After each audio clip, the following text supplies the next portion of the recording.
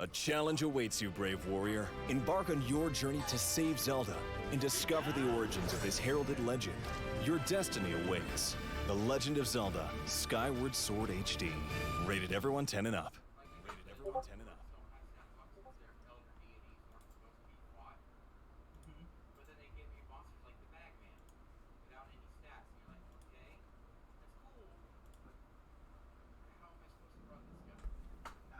Okay.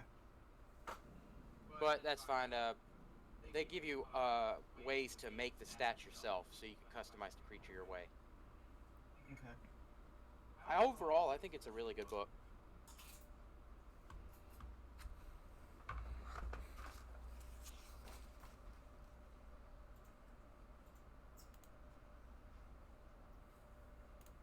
I'm trying to find an Underdark themed backdrop.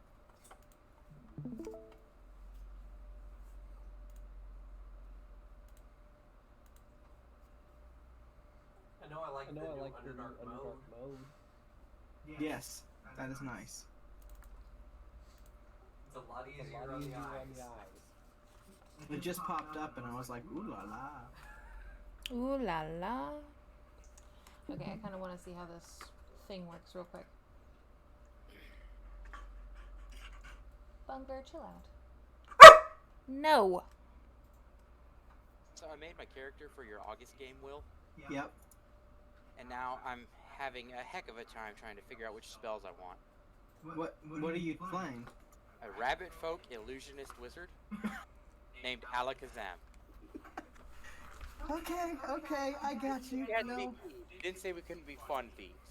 No, yeah, you've got to be criminals. You don't have to be. You can be enforcers, assassins, all sorts of stuff. I so went it with makes the sense. kind of criminal who's really good at distractions and getting out of there. Who prefers to trick his way through a heist instead of full on beating people up.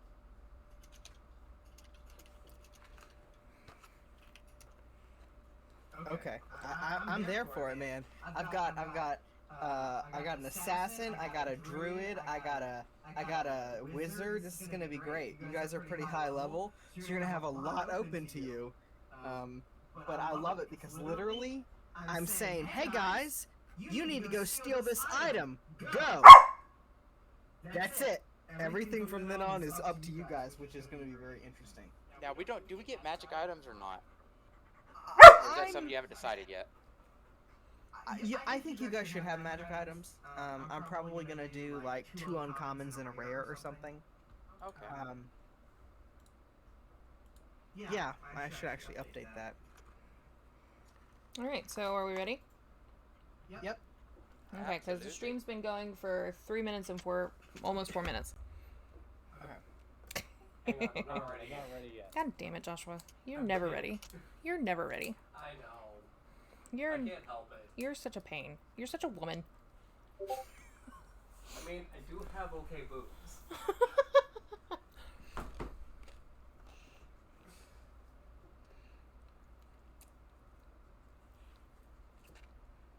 Don't jiggle your boobs at me. Jeez. Anywho.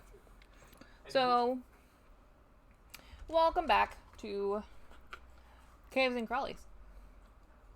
Where last time, our 3 heroes had to deal with a bunger because he was being an absolute asshole.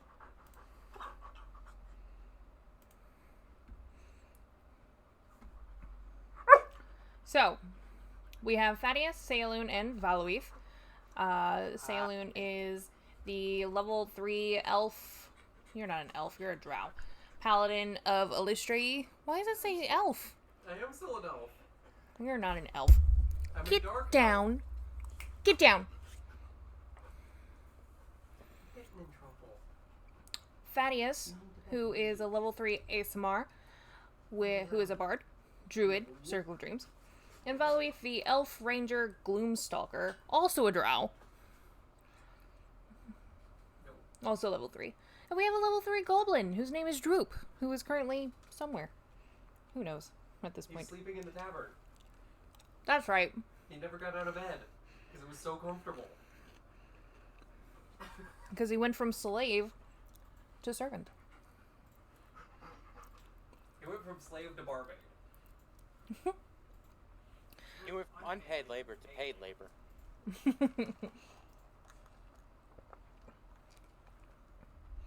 He did. He did go from unpaid to paid. So, you guys went through the Red Brand hideout, dismantled all of them, Saloon killed the Nothic, and y'all slept through the night, and it's now the next day. And I know y'all went through and talked to a whole bunch of people in the town. So, where are y'all heading now?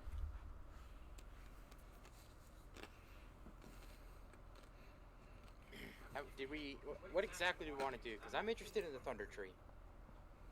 That's not the map And I I know want. Saloon said something about that too.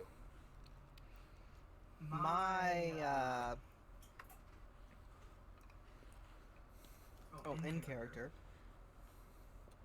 I kind of feel like it should be most important to find Gundren as soon as possible, and I believe he's in Cragmaw.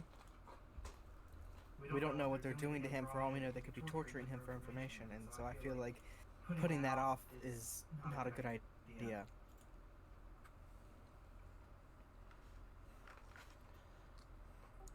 Just remind me again. How do we know that Gundren's in Cragmaw?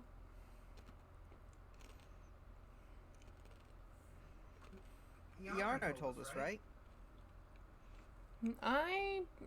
Give me a second. I I want to make could have sure. sworn they said that because we were trying to find our way to Cragmaw Castle, and we were trying to find out which goblin knew, because Groot told us he could find it if he found the scouts, the other goblins who knew where it was. He could get us there. You've got me Someone making told sure. us that that's where he was. Let's see. Because I remember us asking Groot, and Groot didn't know. And I thought we asked Glassstaff, and he said that there was no dwarf there. No, he doesn't know where the Forge of Spells is. He does know... Maybe it was the Bugbear who told us. We didn't talk to a bugbear. Yeah, we didn't talk to the bugbears. We just murdered them. Y'all murdered them. So fast. It was a divine message from the one DM god. Yeah, the only so just going back through what had happened with Saloon, the only time that maybe we heard that Gundren was there was while she was underwater. While you guys were interrogating Glassstaff. If we don't know where he is, then yeah, I'm cool with whatever you guys want to do. I thought we knew. I thought someone had told us. think we know. Yeah, Let me. I'm double checking. I'm looking through to see I if. feel like it was someone in the town who told us. Either someone in the town told us, or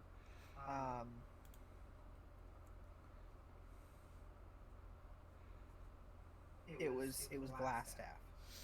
But I also don't It know. wasn't Glassstaff. I just went through what he would have said to you guys. I'm trying to see about Sildar real quick.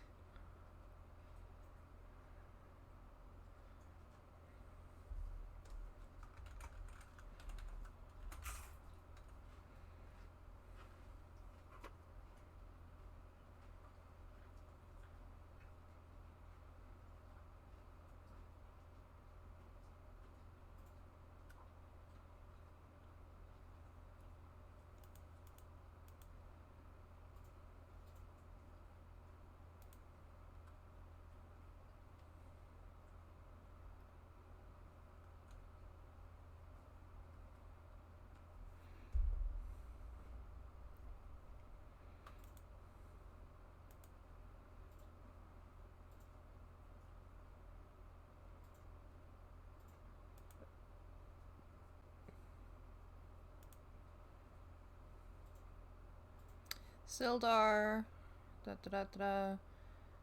said she wants to find lost wine, help the Helvrock Seeker brothers, keep up the pressure on the Krogmaw goblins. They can locate Krugmaw Castle and defeat or drive off the tribe's key chieftain. Sildar subjects. The party might find the castle by searching the lands around the Trubor Trail. Okay, so it seems like Sildar knows that he got taken to the castle. Okay, so that's where we heard it. Yeah, that's who told us. Okay. All right.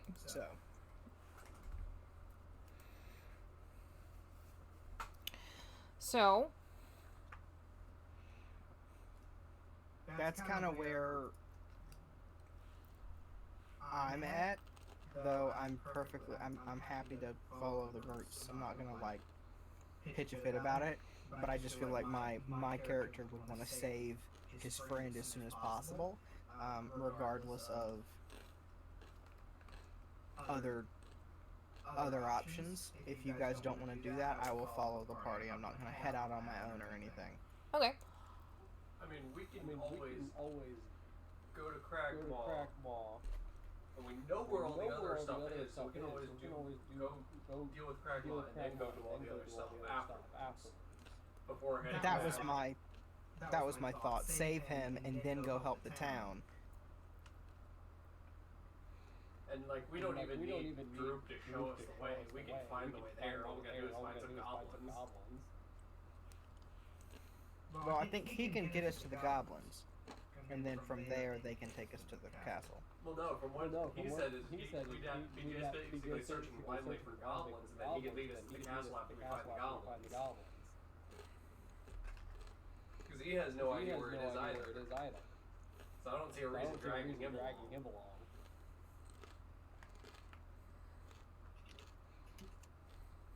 I agree. I don't think there's a. I mean, Droop's certainly welcome to come, but I agree. I don't think that Droop's super necessary for this, though. I mean, if he has a level, then it might make a little bit of a difference.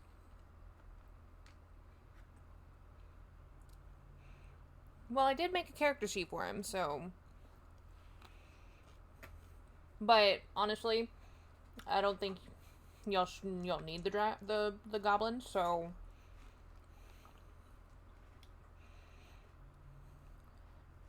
Well, do y'all at least want to go down Trubor Trail or Tribor Trail, since y'all are gonna have to go that way anyway?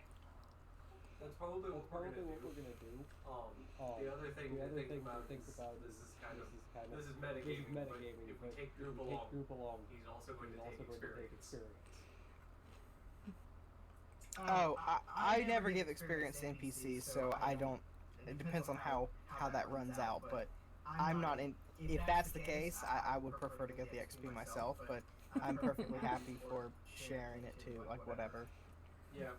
Whenever I run an NPC, if they have a level, they gain experience. If they're helping in the fighting and that kind of stuff. Well, you wouldn't want them to become under-leveled and then they just die. Yeah, and so basically I do it as another player character. I don't, and I never run, and see with me, I never run NPCs as always with the party. If I have an NPC with the party, they enter and then they exit, they don't stick with the party, because I don't like to do DMPCs. So generally, they might have a CR rating for balance, but they don't gain experience because they don't level, because they don't stick around that long. Okay. So.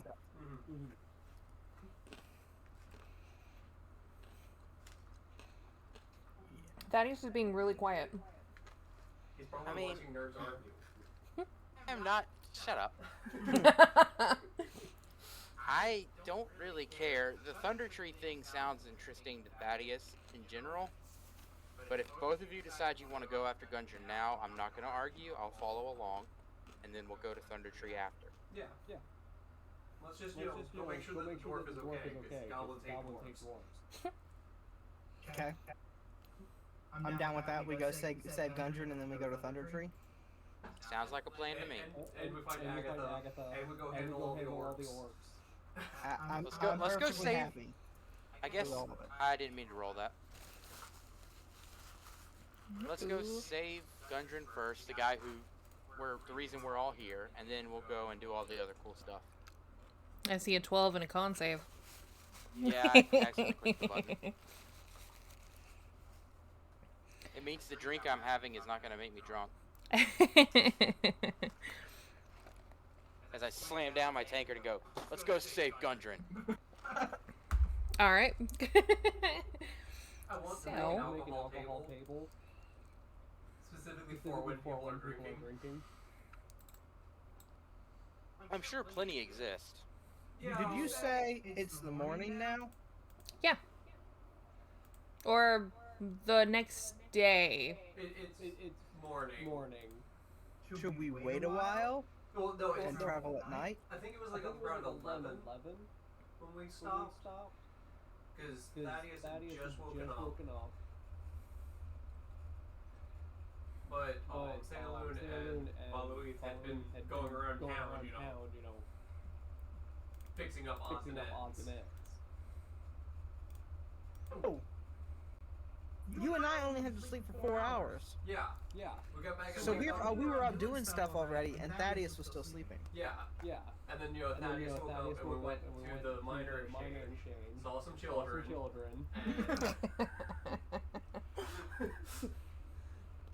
And that was like where we left off. Okay. The lady offered you guys a quest. Y'all had already done the quest. Yeah.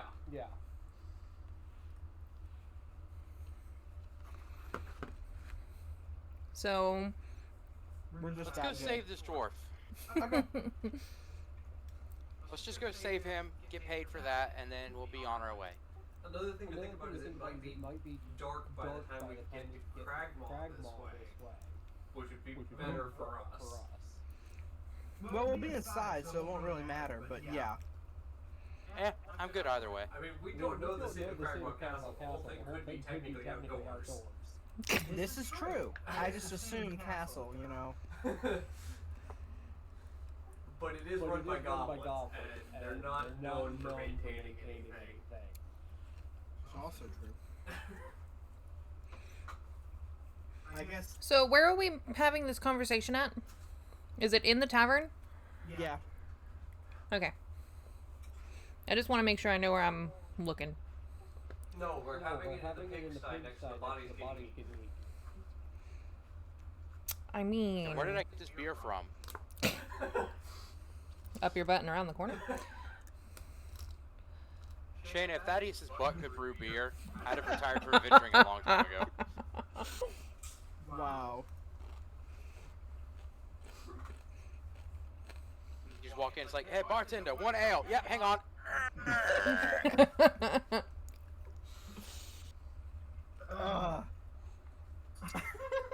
So as y'all are talking about that,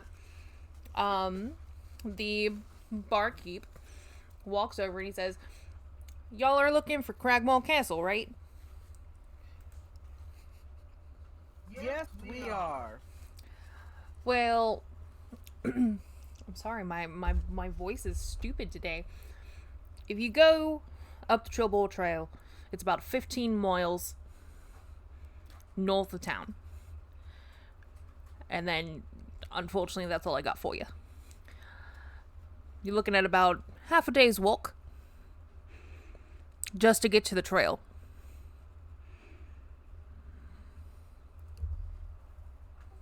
Great. So if we leave now, we'll probably arrive at the castle around 11 p.m., which is perfect. Oh. Did we sell all of our shit? Yes. Other than Talon, which we decided to hold on to.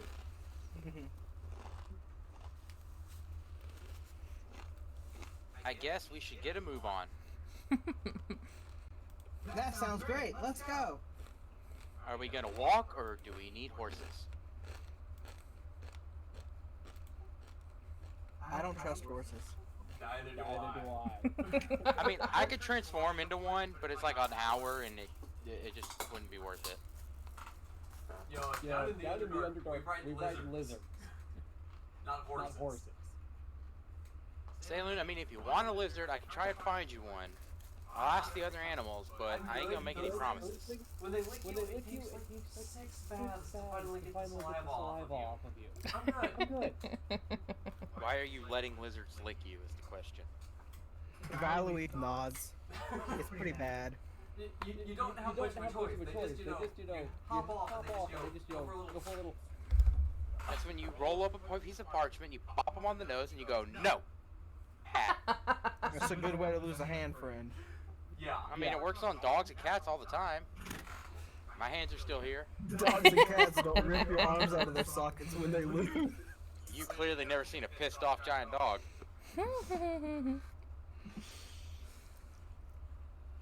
In the forest I come from. Also, by the way, at this point, Sailor is comfortable in town, so her foot is off. She's no longer trying to. At which point, people are definitely looking at you. I'm still totally covered in dirt bandages and foliage. I'm like a walking shrubbery. That makes me think of the Fortnite where you had the voice where it was just like a skirt. Mm-hmm. Yeah, no, I've got... Would you like me to clean you off, Valuith? This helps me stealth. Fair enough. And plus it keeps my very fair skin out of the sunlight. I mean, at that point, if we can find some glass, I'm sure we can make you some kind of like primitive goggle, like those like eye coverings that'll shield you from the sun. Maybe a big hat. That's great for my face, but you know it doesn't help me very much with other things. So A big hat that would cover your whole body. Maybe walk around with a little parasol. Isn't that the that lady from Resident Evil whose hat just keeps getting bigger? I remember. Yeah, that was one of the memes that came out. Yeah. Yeah, Anyway. Lady Dimitrescu. I remember so many pictures. Her hat was just massive. Anyway, yeah, I'm. No, my ghillie suit's fine. Well, I'm gonna get a horse because I don't want to walk for 11 hours. Or however long it takes. So we should get a horse and a cart for us to ride it. Alright. Because we don't trust the horse. But I'm gonna tap the mug and, hey, barkeep! He saunters over and lifts his leg. Did you know? This is totally out of game, but did you know that actually humans are better for walking further distances than horses? Like you could outwalk a horse. The only advantage to horses is carrying a bunch of shit. As pack animals, they're a lot better, but they're not actually faster. Yeah. I think the biggest thing was just humans are lazy fucks sometimes. No, it's definitely easier. Valuith is gonna walk. Alright. Salin, do you want a cart to ride in, or do you want to walk? I was kidding. I'm just gonna walk. Okay. So now we gotta go horse shopping. Hey, barkeep. Aye. Where can I get a horse around here? I said horse. Understand that. Horse. Not... Horse? Well, we don't have them, that's for sure. You might be able to find something at the Miners' Exchange. They might be able to wrestle up someone who has one. I don't want a pony. I want a full-grown horse. Aye, well... Sorry, that was a stupid joke. I agree. Have we seen any horses since we came to town? No. Okay. You know what? Never mind. I will reluctantly walk. No, I will walk.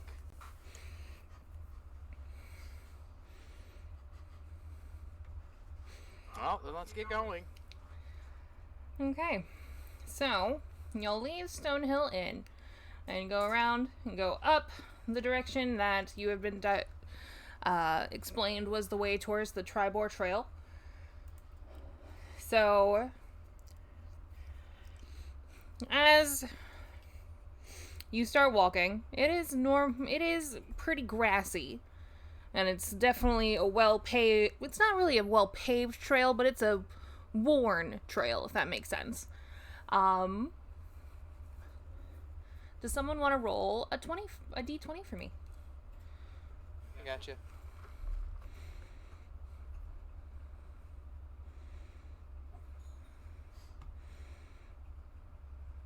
Great. Mine was a point higher. So, give me just a second. So I've got to... For some reason, I can't roll a dice on this page. That's stupid.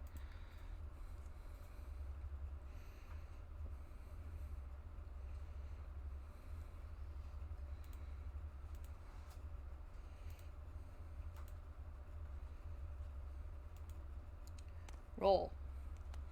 There we go. Okay.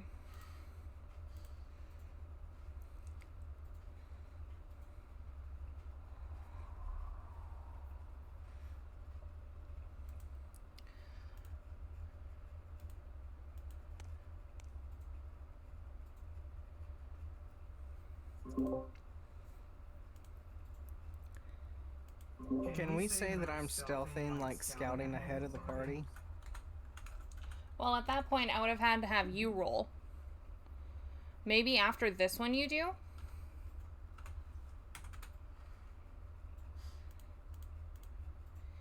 So, go ahead and hide this character. Save encounter.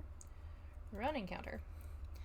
As you are walking towards Tribor Trail, you get 7 or 8 miles down.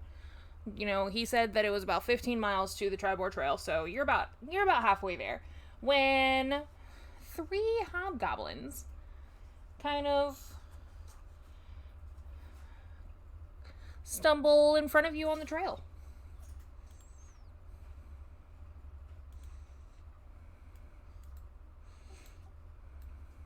Sup, bastards? Which one of you is going to show us the way to Crackball Castle? It's not nice. Saloon, you have such a way with words.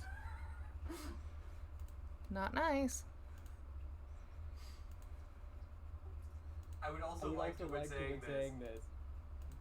Be as intimidating as possible doing it. Alright. In other words, I'd like to make an intimidation roll. Sorry, give me a second. I'm trying to figure out why it's not sticking to the grid. There we go.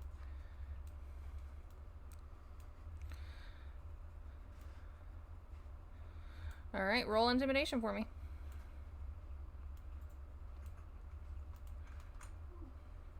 Could have been worse.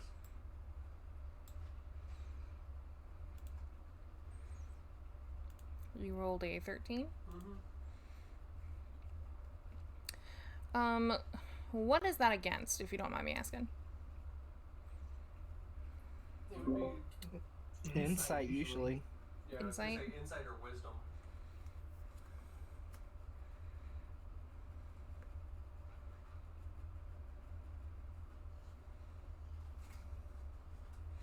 They don't have an insight, so I guess wisdom.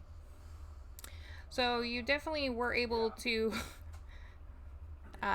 intimidate them. They are confused a little bit by your question. Cragmaw Castle? The place where you bastards sleep at night. Step into the woods. Huh? I said I'm gonna step into the woods. We're in while he a is plains. insulting I'm them. sorry. I know it looks like trees, but it's wood. It's plains. Okay. Then, yep, I'm just gonna step like 20 feet back off the road and just put distance between them and me and string my bow. All right. Let's see. 5, 10, 15, 20.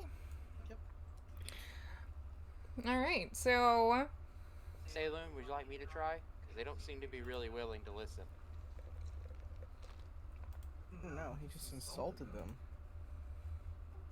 She? Thank you.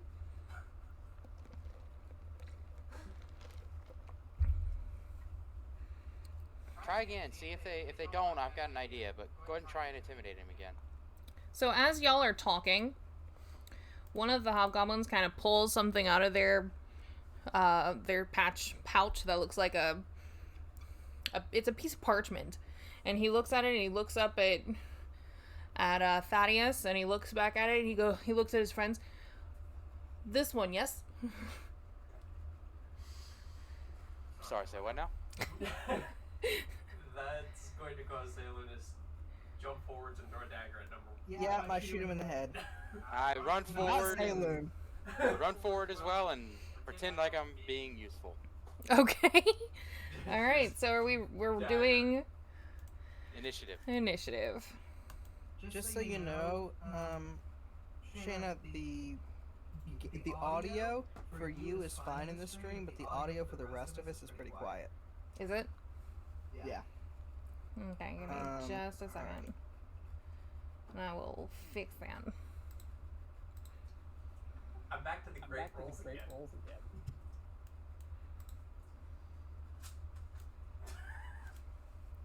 Damn. Nice. Do I get my shot off before combat starts? Yeah, I would say that you and Saloon both got your shots off. But give me 2 seconds. What was the initiatives? Oh, Lord have mercy. Do I have surprise? I'm gonna say no. No surprise. All right. Well, my pre-combat shot was a 9 with a natural 1. Mine was a 9 with a natural 3. Oh, well, I don't know which is worse or which is better. They're both a 9. They both missed. Oh, Jesus. Yeah. Yeah. Ah, jeez.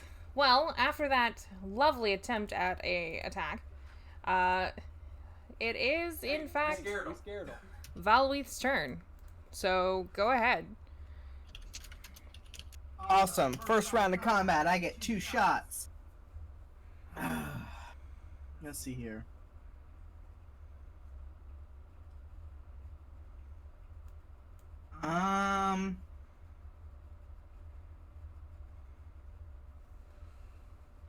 Yeah, I'm just gonna shoot him.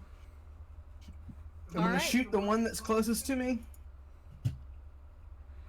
Okay. 17. You miss. Really? Yep. Damn. Alright, second shot. Okay. 19. You hit. Alright. For a total of... hold on. 12 plus... 7 is 19 points of damage. Alright, so you shoot, and when your arrow leaves your bow, the second one, it kind of, like, hits the back of the first one. So it went pew pew. And both of them managed to strike and pierce through one eye, killing that hobgoblin instantly. Death be upon him.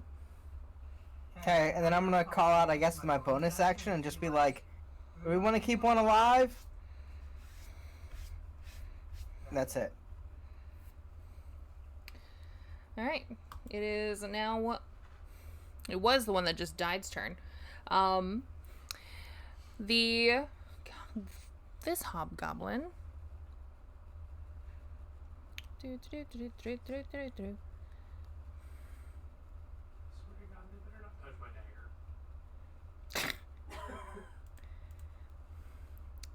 Alright, he's gonna run forward and swing at Saloon with his long sword.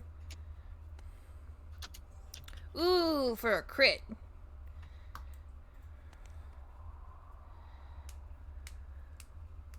This is gonna hurt. 9 damage. Oh, that wasn't that bad. Yeah, it wasn't that bad. I'm fine. It is now Thaddeus' turn. I'm gonna dash down to the past them, but not invoking opportunity from number 1, and get within 15 feet of number 3. 5, 10, 15. Okay. And I'm going to use my Coiling Grasp tattoo to force him to make a strength saving throw. When did you get a Coiling Grasp tattoo? Remember, we all got Oh, magic yeah, item? yeah, no, and I have the, stealthy thing. Okay, it failed. Awesome. So he takes 3d6 force damage, and he is now grappled. Do double that. Alright, well, I don't want to kill him, but we'll see what happens. He got a 1. Alright, he takes 14 force damage. You said you don't want to kill him? I would like to call no lethal damage if possible, though I know it's force damage, so I don't know how that works. Very well. I will say that you were able to pull back enough that you just knocked him out. Okay. Alright, and it's now Sayaloon's turn? No, well, I'm going to shout back. This one's still alive. Okay. Sayaloon. I'm going to take 5 feet to the north. Take a step.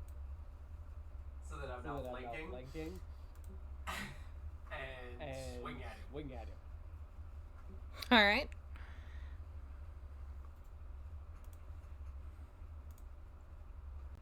You miss. Advantage. I miss. You missed. It is now I'm rolling great. Valuith's turn.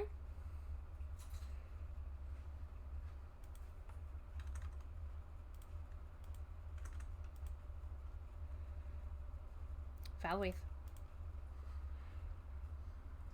Will. Sorry, forgot to unmute myself. So the one that we haven't made unconscious. That's number 1.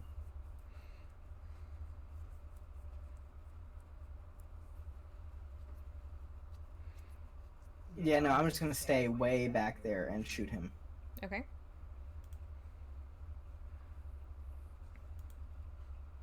$11. You miss. Okay. He is sweet when he's sleeping. Did I wake him up?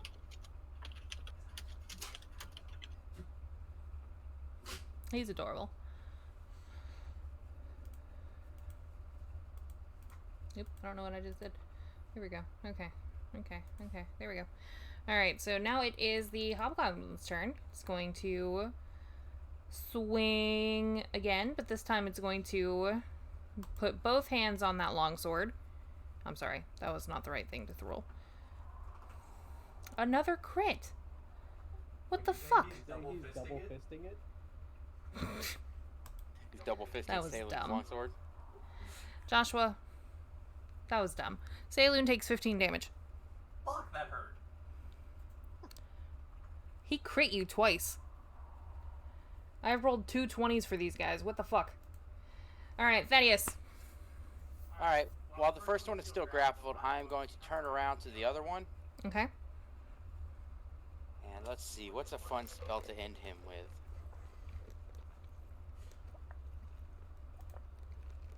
He needs to make a wisdom saving throw. Okay. What is the save DC? 12. If he rolled a 12, did he He succeed? succeeds. Aw, I'm sorry. No, that's fine. He takes half as much damage, so it's fine. I'm using Dissonant Whispers, so this, like, melodic whisper is just in his ear all of a sudden. Okay. He takes 3d6 psychic damage halved. Okay. Have rounded up or down? I'm gonna leave that up to you. Oh no, 3d6, so 7, yeah, I don't know, whatever you want. You can do 4 or 3, I don't care. Okay. Alright, Sayaloon.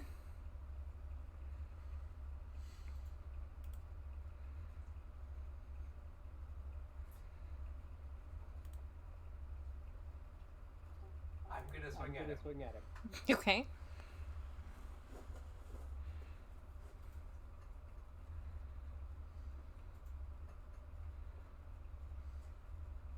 You hit! You managed to do something. I'm gonna use smite. Okay. You want him dead.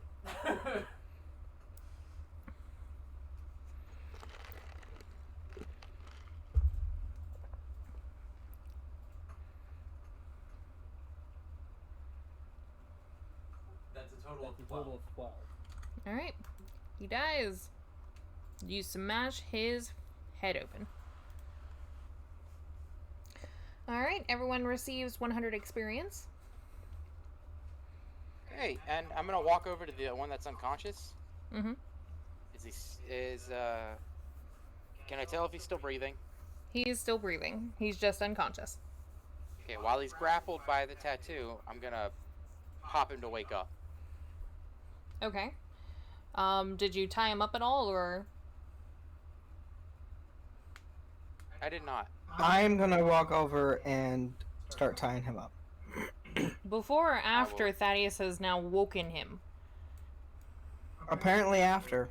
Well, he's grappled, so even if he wants to, he has to get out of that too. Yeah. How long? Stay back. Cure wounds on myself while they're doing this. Okay. We're gonna go tie him up while Saloon touches themselves. Yep. I might even use the lay on hands too. Say, do you need some help touching yourself? I can heal too. I can also. I'm above half again. I'm good. I can touch myself just fine. So you manage to wake up the Hobgoblin while Saloon is healing herself, and he starts to struggle. If he wants to try and break free, he just has to make another. It's either a strength athletics check or a dexterity acrobatics check. And beat a 14. Okay. All right.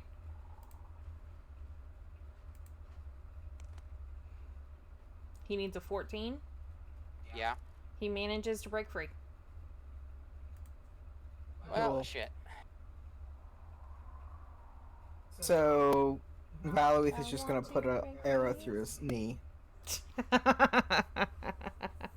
gonna be like, oh, you got out! Thwang! Swing. Yeah, with the 25. You hit. You do manage to do so. So the Yeah, and I Hobgoblin. think he was already at low damage. But anyway, it's non-lethal. I'm just trying to cripple him so he can't run away. Okay, so he does fall over and squeal in pain and grab This is his like leg. the third time I've kneecapped somebody. It is. You keep just kneecapping people. So Now that he's down, I'm gonna grab him by the scuff and ask, "Why did you look at me like that?" well, you notice that the paper he was looking at did fall to the ground, and on it is a crudely drawn picture of Thaddeus with a 25 gold piece reward on it with a black spider underneath.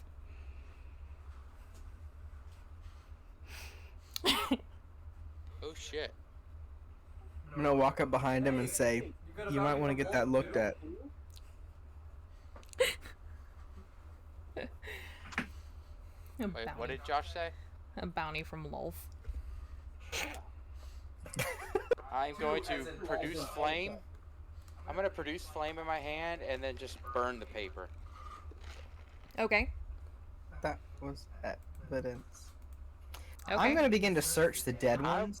To be fair, I was offended by the drawing. Eloise Okay. does not like me at all. Well, I'm gonna start searching the dead ones, but I'm gonna keep my bow in my hand, so if that guy or anything else happens, I'm still on alert. Okay. So, looting the other ones, honestly, you see a couple pieces of worn chainmail on the two dead ones and a couple shields along with their longswords. They didn't have anything gold or anything wise. I'm gonna pick up their long swords and a shield.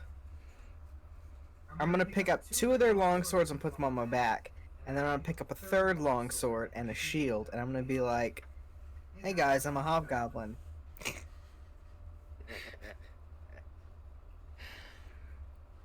Yeah, that's.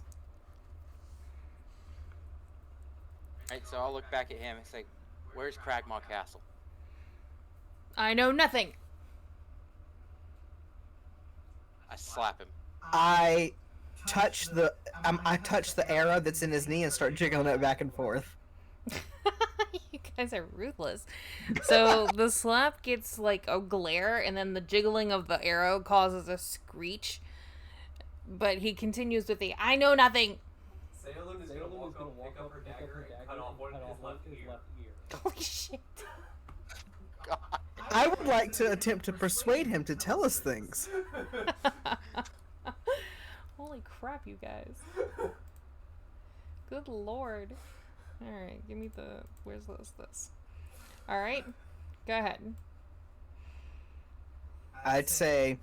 Honestly, you can... before we do the persuasion, Josh, roll me an intimidation check, since you cut off his fucking ear. Alright. So, he starts to kind of quiver and cry, and, Don't hurt me anymore, I can tell you, don't hurt me. Big castle. Used to be home to dwarves. Where is it? I can tell you, I can show you where it is, don't hurt me. He said he could show us. Should we let him? Or should we just have him tell us and finish it here?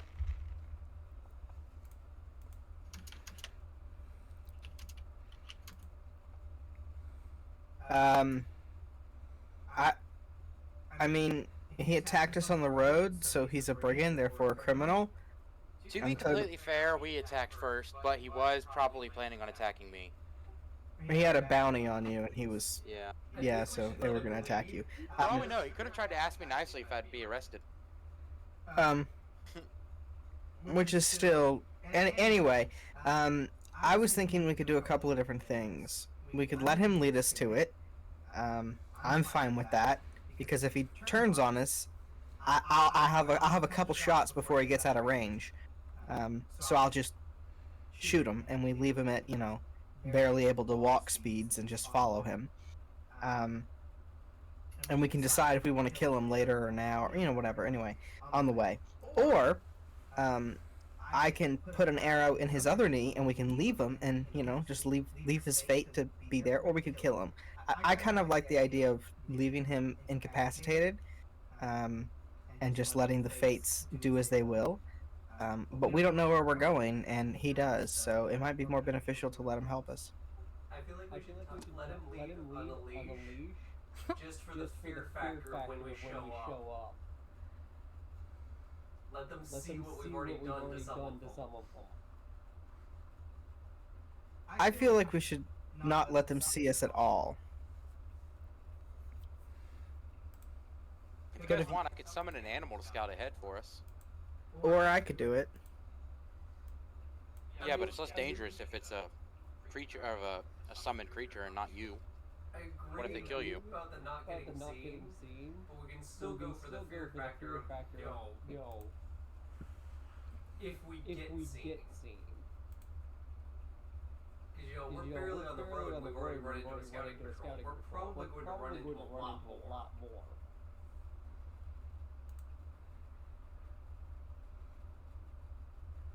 And I feel This like is it true. would just help us if we have him there. Oh, if you're talking about letting him lead us on a leash so that if we run into other scouting patrols, they're less likely to attack us, then yes, that makes sense. Though I also feel like if we have him on a leash, they'll just literally try to kill us immediately instead of what, you know, we got some heads up before. Like, it's an obvious show of hostility to have him on a leash, though we could intimidate them. It's worked well so far.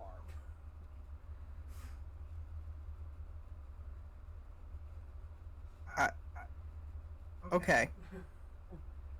I feel like if something's working, if it isn't broke, don't fix it. I will follow your lead from a very far distance with a knocked arrow. Oh no, I'm saying Thaddeus carries him. I'm gonna be hiding in the woods right next to you. Okay. This is for Thaddeus' safety. Thaddeus is gonna stay behind the guy who can shoot two times at once. Especially if he knows people are out after him and drawing unflattering pictures of him. It's like, that's where I draw the line. Caricatures.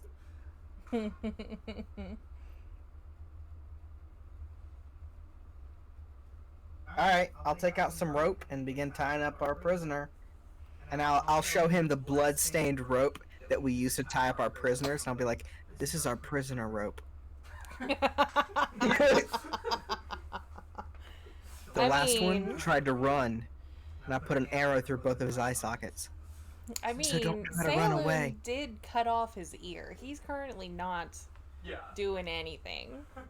No, you gotta lay it on thick.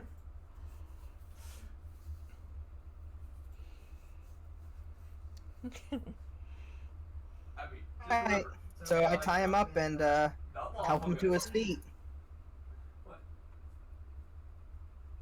I break the arrow off and push it through, but I do not heal him. Okay, so he's still got a hole. It's just not full of arrow shaft. Like, he'll probably die of an infection in a couple of days, but we should be at Cragmaw Castle by then, and I really don't care. All right. I mean, either the arrow hole is going to get infected or the missing ear.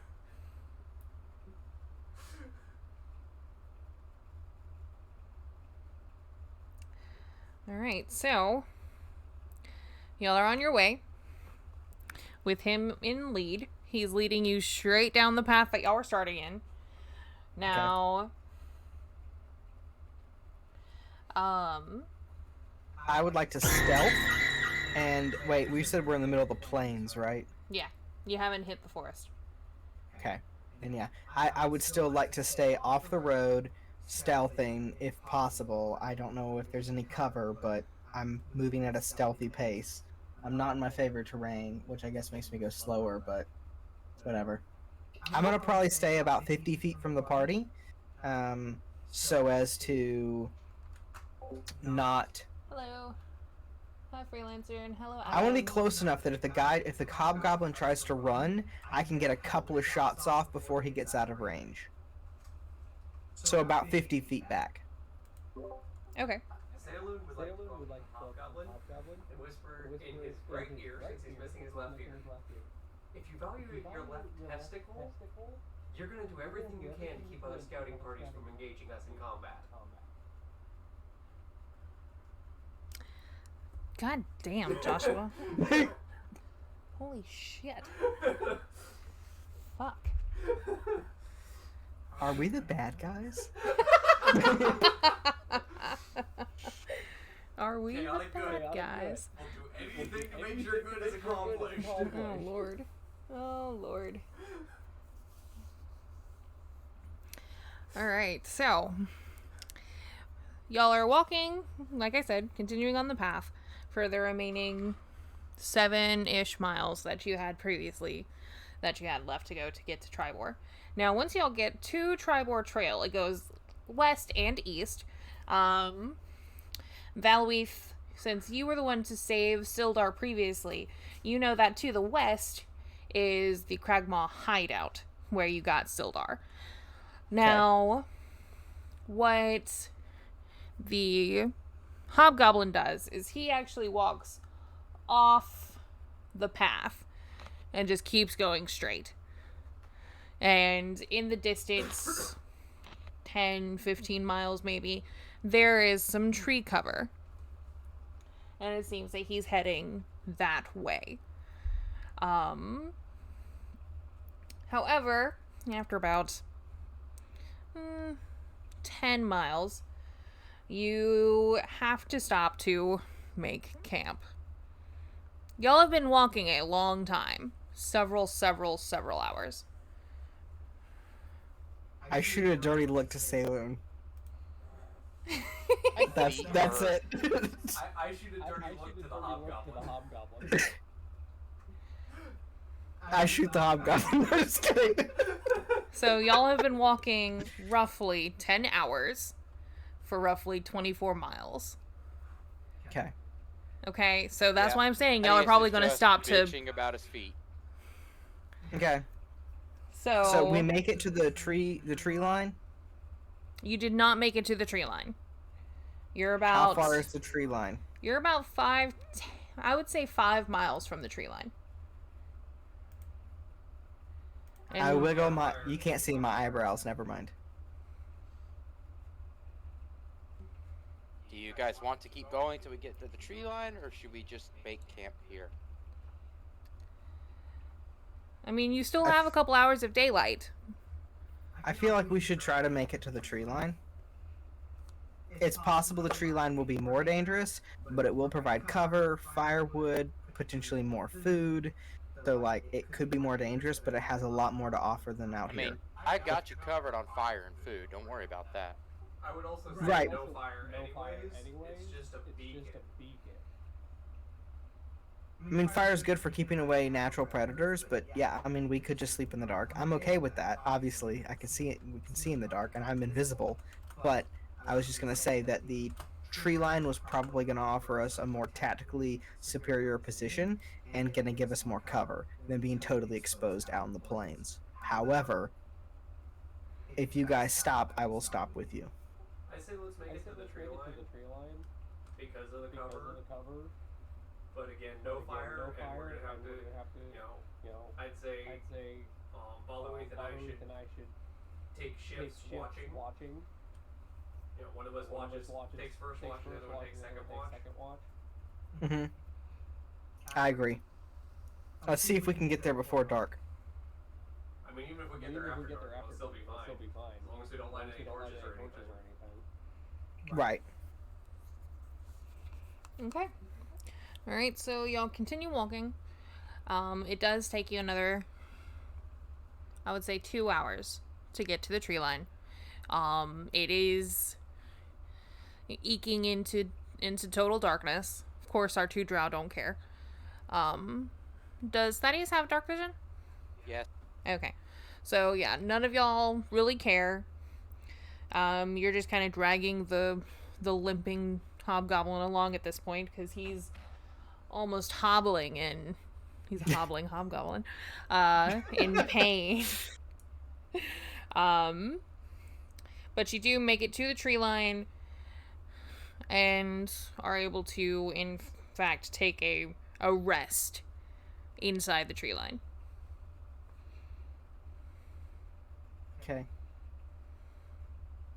I pat the first tree I see.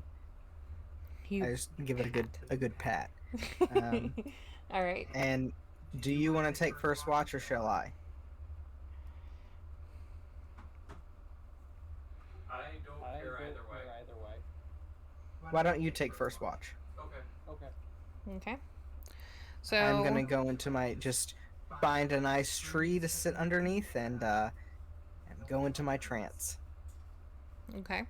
So Thaddeus, are you going to set up like a camp for yourself? I would actually like to change that. I would like to sit on top of the hobgoblin while the hobgoblin rests and take my trance.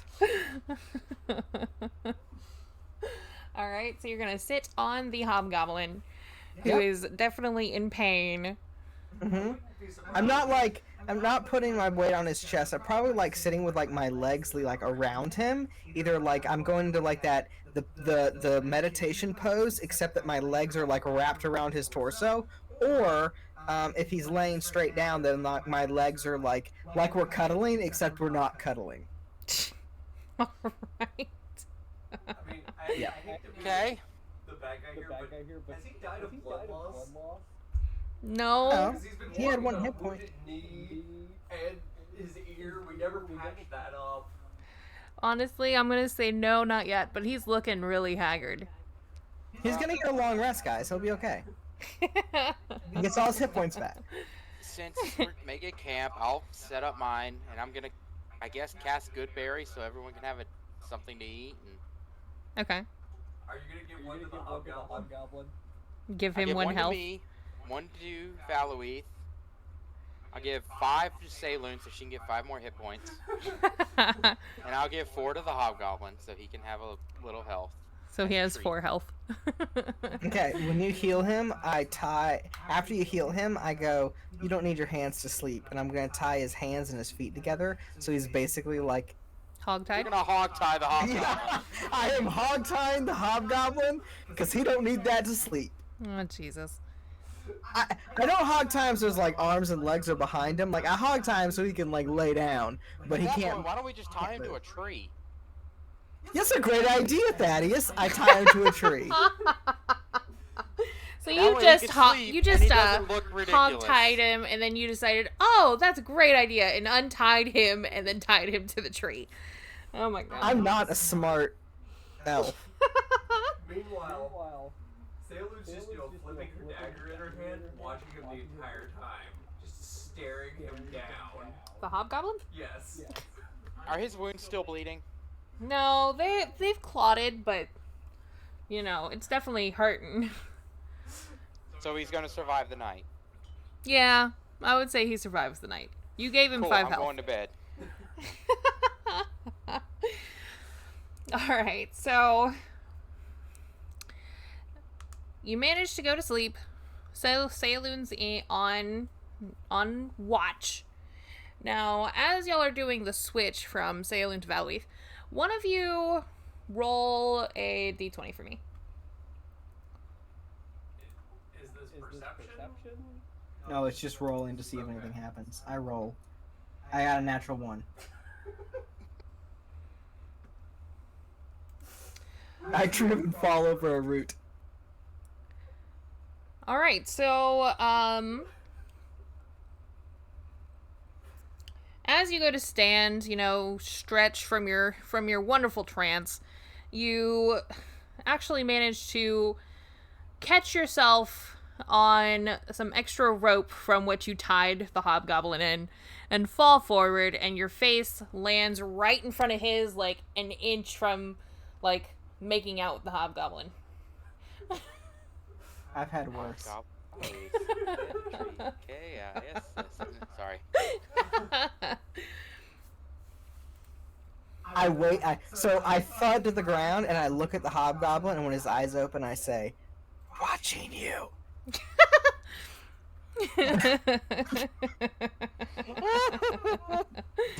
Oh Lord, have mercy on this hobgoblin. What is it with us and goblins? That's like our thing is we terrorize goblins. We didn't terrorize Drow, we made him rich. You gave him a good life. Well, he didn't try to, claim a bounty on one of us. This fucker over here tried to take me in. Probably would have tried to take me out first. So with the transfer, Sailor is actually going to climb up in the tree up above the hobgoblin and try and see the tree. Okay. Okay. I am going to proceed to stealth. I start unraveling some of the bandages, and I let my Hawafi out. I let it have access to the night air that's been covered up since then. And I take my bow out and like full on underneath all my bandages and stuff, I'm full like dark purples and blues and black leather, full drow stealth gear, and I begin to move through the forest like a ghost in the night. And I'm gonna roll stealth with advantage. 16. Not great, but anyway, I begin to move through the trees. So I'm not going to stay in camp. I'm going to move in a kind of circular pattern around camp and just keep an eye on the distance because I'm invisible. Mm-hmm. So, that's cool because it's pitch dark, and so everybody else has dark vision. You can't see me. I'm invisible. I love it. Okay. All right. So, as your shift ends, I guess we could call it a shift. Everybody wakes up. It's morning. Everyone is well rested. Nothing really happened other than that almost kissing scene with Valleaf and the hobgoblin. The hobgoblin seems better than he was last night, but still sore from his missing ear. When I wake up, I'm going to take a little bit of time in prayer and swap out my druid spells for some other druid spells. Okay. Can I do?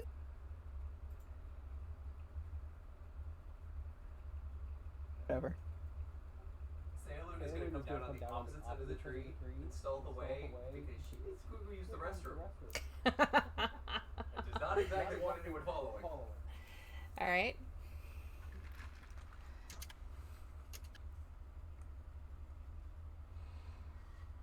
So, are y'all going to set up like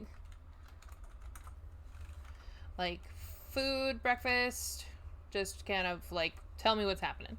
Other than Did I Sailor find any running away to living bathroom. creatures to hunt while I was stalking around camp in the night? Okay. I don't know if I saw anything that I would have been able to hunt, but I had my bow out and I was just kind of stalking in a pattern around camp, so. Okay. You saw, birds sleeping. Nothing really crazy. Nothing huntable? Yeah, nothing really that catches your fancy. Okay. In that case, I'll just have some rations. Okay. Same. And I do cover up my Pawafi, and I wrap myself back in the bandages, and I take some local flora and some local vegetation, and I mix it into my ghillie suit so it looks more natural for the current environment, and kind of darken, use some of the greenery to like darken the bandages to make them more green and less brown, so I blend in better with the dark shades of the forest. Okay.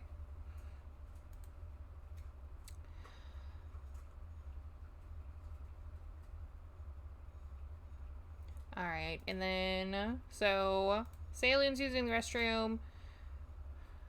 Thaddeus, what are you doing? Almost done swapping out my druid spells and setting my new spells for the day. Give me another minute. Okay. I would say this process takes about maybe an hour total, so whatever they're doing.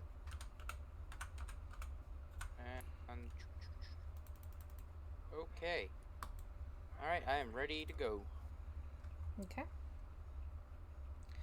Sorry, like I said, I wasn't expecting certain things to happen today, so I did not do You the weren't expecting Cragmaw us to Castle. torture a hobgoblin? No, just wasn't expecting to go straight to Cragmaw Castle and for y'all to get someone to lead you immediately. So I'm really quickly setting up I was all not of expecting for my argument to work, so I'm right there with you. 7 goblins. Like I said, for some reason I thought Glass Half was the one that told us. So Sailor wouldn't have known because she was under the water, and if Glass Half was the one, she wouldn't have believed him because, Yep. He's a dick.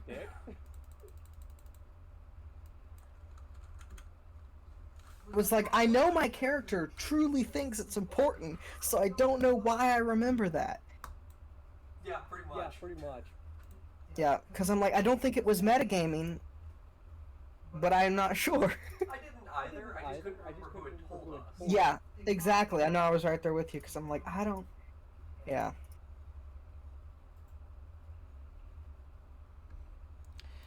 Okay, so...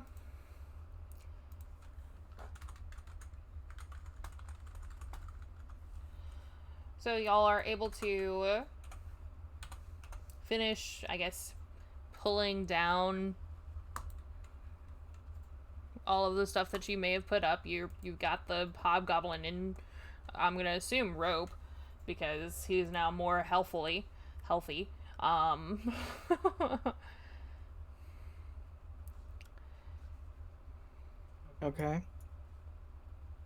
I mean, Am I if you right? guys are ready, we can get on with our day. Boy, if he survives this, he is just going to hate Drow. So much. Well, we know we're doing... So the rest of the world already hates Drow, so what's the difference? Here's the question. How far are we from Cragmaw? I'm gonna ask the hobgoblin, how far do we have to go? Are we one crag away? He says about half a day. In what direction? He points that way. And if you know your directions, he's looking about northeast. Alright, well guys, we know where we're going. Do we still need him? He has been instructed to keep any scouting parties from entering combat with us. So you know, there is. To be fair, if they do, I mean, we saw how quickly we took care of his group. Yeah, but I just don't want us to waste our energy fighting unnecessary fights. Yeah, because for all we know, we could spend spell slots and stuff that we need, and we're gonna get to Cragmaw Castle and be drained. Hey, we'll keep him with us for now. You know, it's on fear of losing his left nut to go with his ear. I doubt he was using it anyway. Exactly. So I don't see why he's afraid if he's not really using it. Sorry, what? Well, I mean, you're not really using Nothing. yours. Do you want to lose your left nut? Oh my god. You're welcome to try that, Saloon. I'm just asking you. Why are you so obsessed with people's nuts, Saloon? I'm not. Are you frustrated? I think she is, to be honest. Isn't that one of the Illastre things that... Doesn't it have something to do with, I don't know how it works. No, we're not celibate. No. I just remember Josh describing his character, something he does is dance naked in the moonlight. It's supposed to be a secret. I said that out of game. Sounds like a good time, but... To be fair, I think we all knew who Illustre was anyway. Yeah, but still, you know, that's how she gets her paladin powers. Well, Thaddeus don't know that, and one of these days he might stumble on it. Exactly. So anyway, yeah, we're making our way through the forest, I guess, towards that direction that the guy pointed out to us. Okay. And he's still with you guys, right? Yes. He is supposed to try to keep unnecessary fights from happening on fear of his left nut.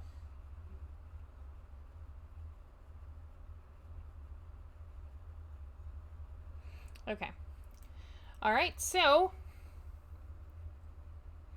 Y'all actually gave me just enough time to finish that whole nonsense.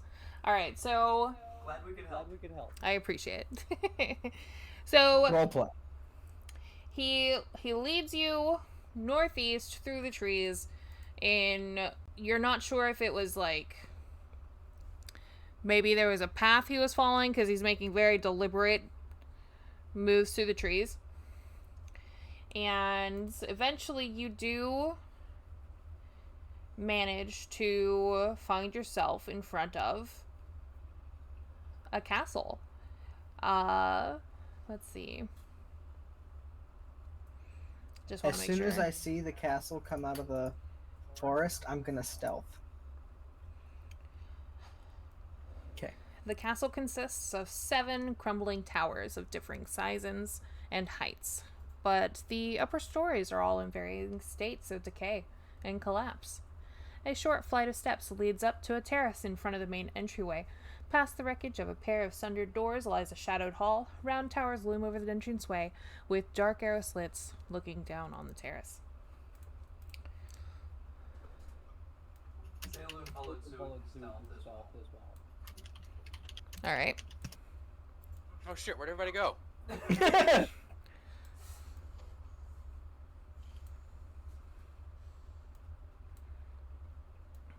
Let me just move you guys so that the map is useful.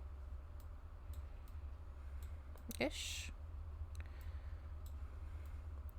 So there's your Hobgoblin.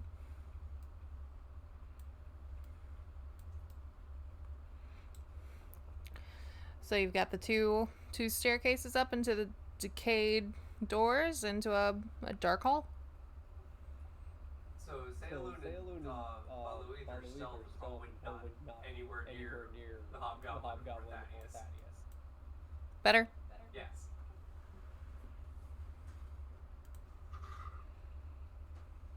All right, buddy.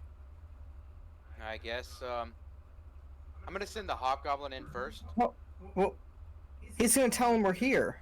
Perhaps we should. I was thinking the door might be trapped, and he would be the one to trigger it. I would I think it is worth risking the trap to not let them know we are here. You want me to sneak inside? Well, I was gonna say Scout it perhaps I should sneak inside. Or Matter to me.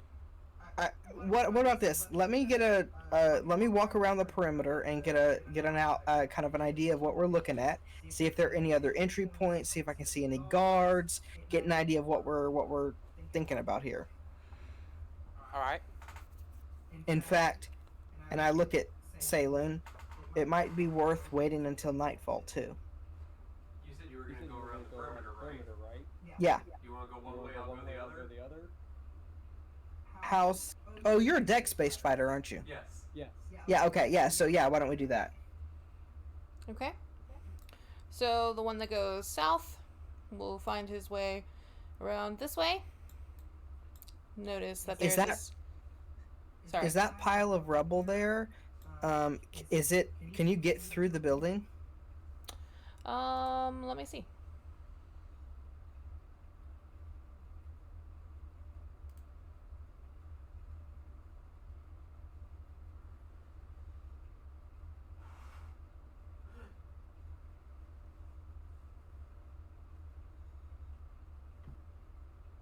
No. Okay. I don't know if I need a new stealth roll or if I can just use my existing stealth roll. My existing stealth roll was a 23. That's fine. All right. So you do notice that there is a staircase here. Okay. And then through the back. At which point you would meet with Saloon. You notice Saloon from the north.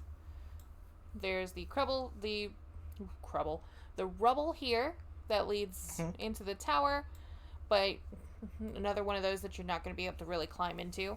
You do notice, however, there is a way in here before you meet with Valweath.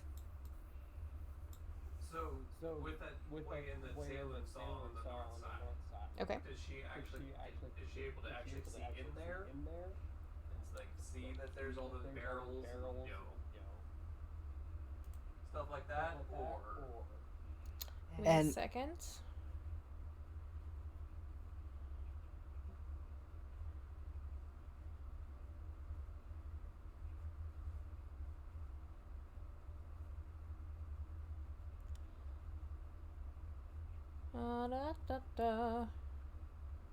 I would say that you would be able to see the barrels and stuff, and it seems like a secret way into the building. Like it was supposed to be kind of hidden by the rubble. Can I go to the door on the southern side of Cragmaw Castle and listen at the door, see if I hear anything? Do I see any movement through any of the arrow slits or across any of the rubble? In the front or from that door? Just from the southern loop that I did I see any movement? And then I would like to listen at the door. Let's see. You do hear from the arrow slit next to the stairs. You hear some clattering and stuff from angry goblins. Something about dishes and cleaning, but doesn't seem like there's anything coming from that door at all. Alright, so the door is quiet, but there is something in the room just north of the entryway. Got it.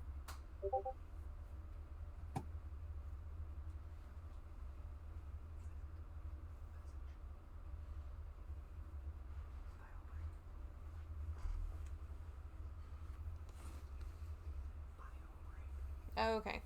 I actually think that that's a good point. We are going to take a quick let's go 10-minute break. Okay. Because Josh just ran to the restroom.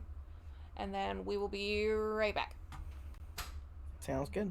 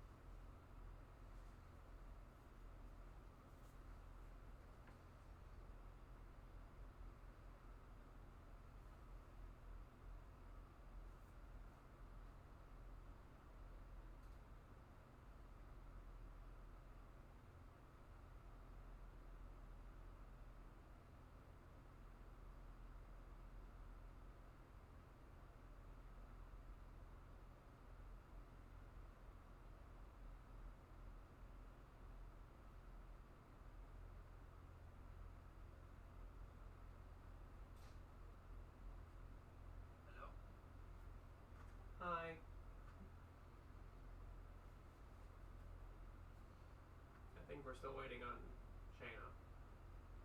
Maybe Will.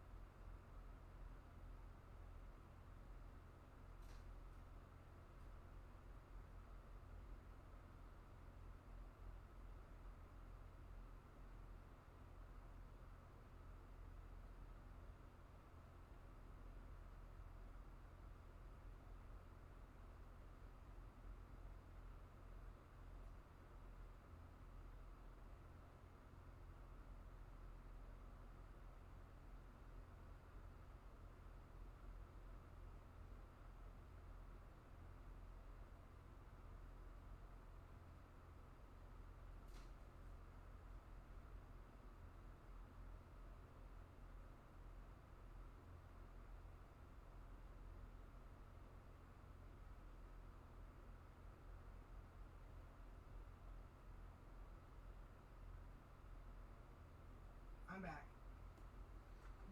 Okay, we're just waiting on Shayna. Oh, I thought for sure I'd be the last one here. Okay. No.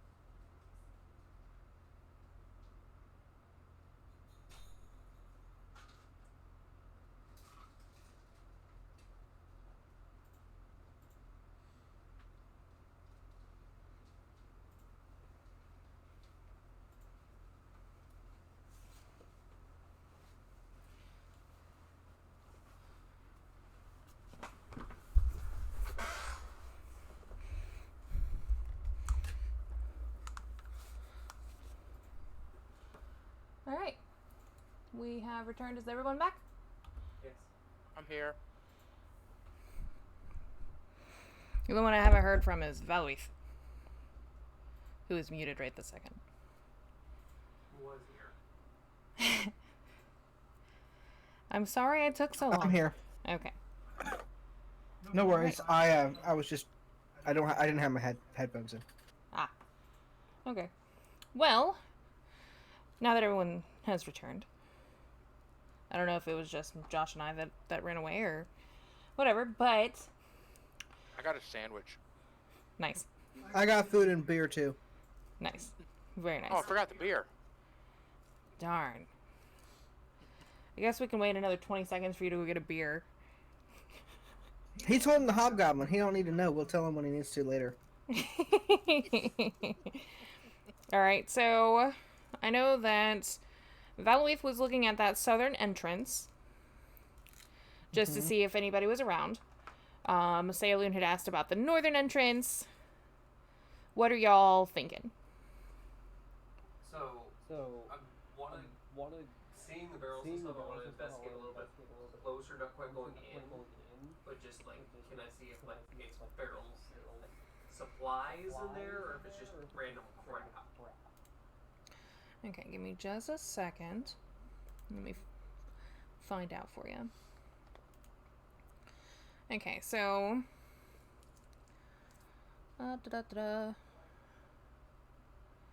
they are ancient barrels, is what you're seeing.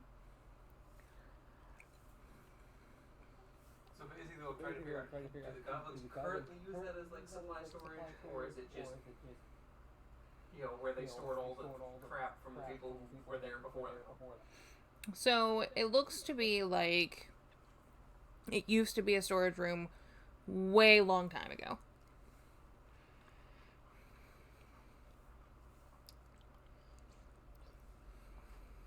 Alright, that's all I needed to know. I'll just go to the meetup point at the backside of the castle. So follow me, that I can go come up with a plan and come back and tell Thaddeus what the plan is. Alright. So, did you listen to see if there were anyone around the entry points on the northern side?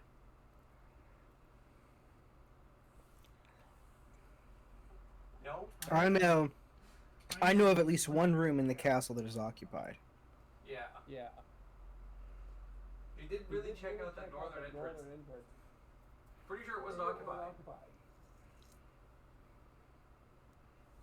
Okay. So in that case, well, I guess what I was saying is the northern entrance. Is it possible that some of the rooms, not the area itself, but some of the rooms that it leads into may be occupied, and we may have a better idea of what we're looking at inside the castle from that?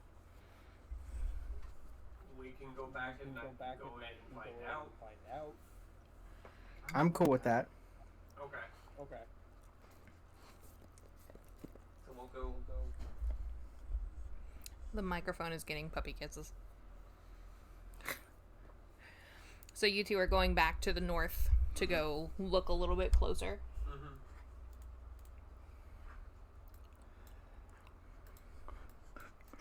Bunger, you're in the way. Okay, so... Oh god, careful, Bunger. So, when you walk into the little entrance, what you'll notice is that this tower has almost completely collapsed, although the ground floor still has a little open space.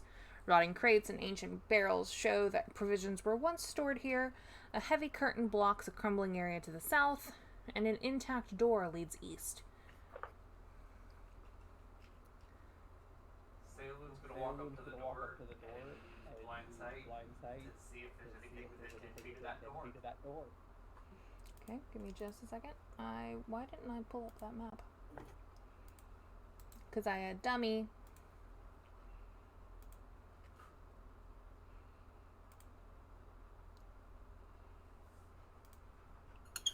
Okay, so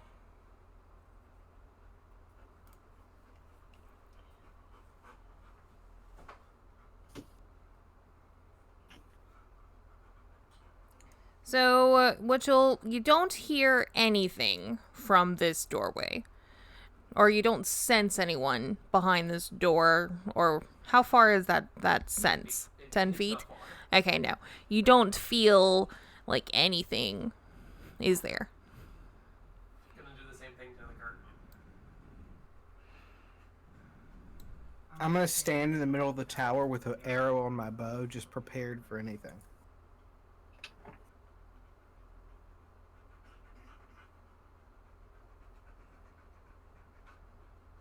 You don't notice anything past the curtain.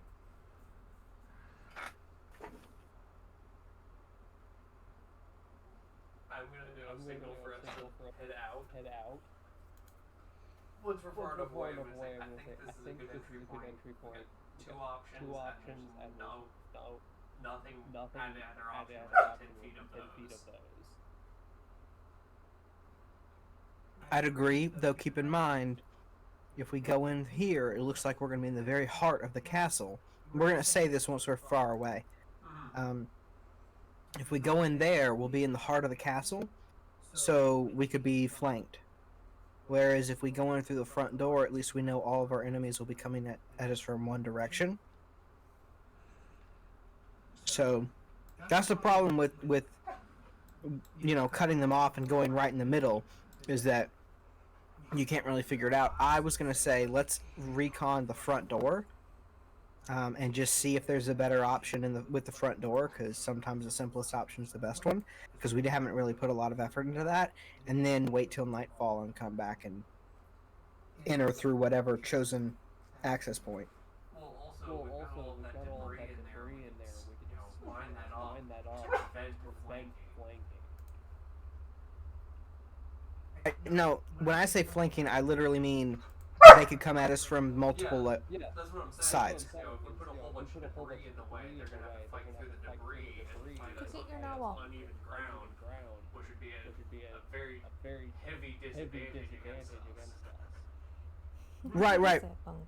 I'm thinking if we open a door and there's a door on the right and the left, and we go through the door on the right and there are bad guys, the door on the left can open, and then we have more bad guys coming at us from both sides, and we're cut off,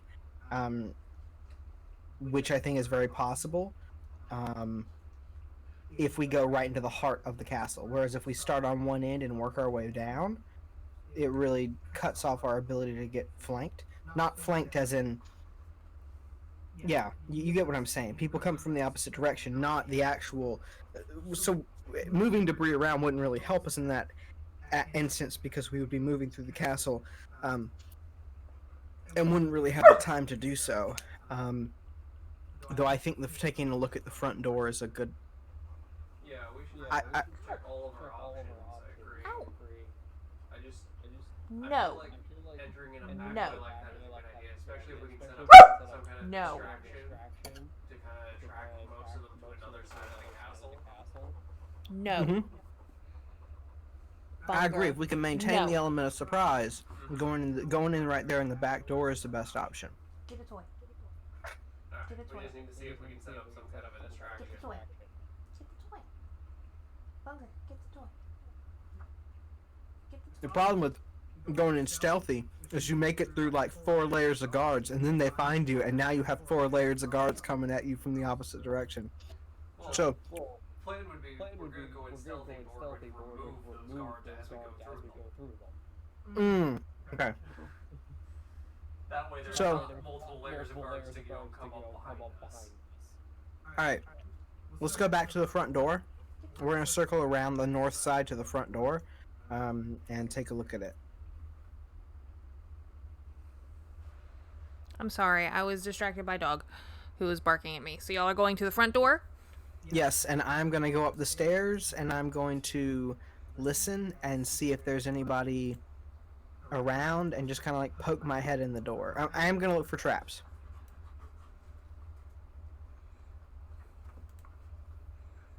Okay. So...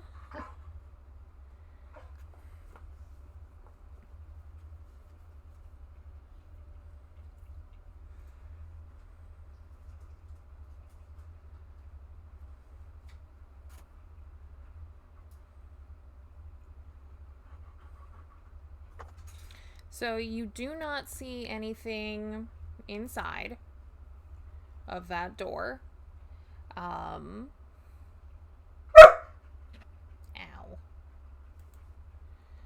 So what you do notice is doors stand closed to the north and south, with a crumbling mound of rubble partially obscuring the southern hall. To the east, a broad corridor ends in 2 more doors leading south and east. The corridor is cluttered with dusty rubble and fallen plaster from partial collapse of the ceiling overhead. Okay.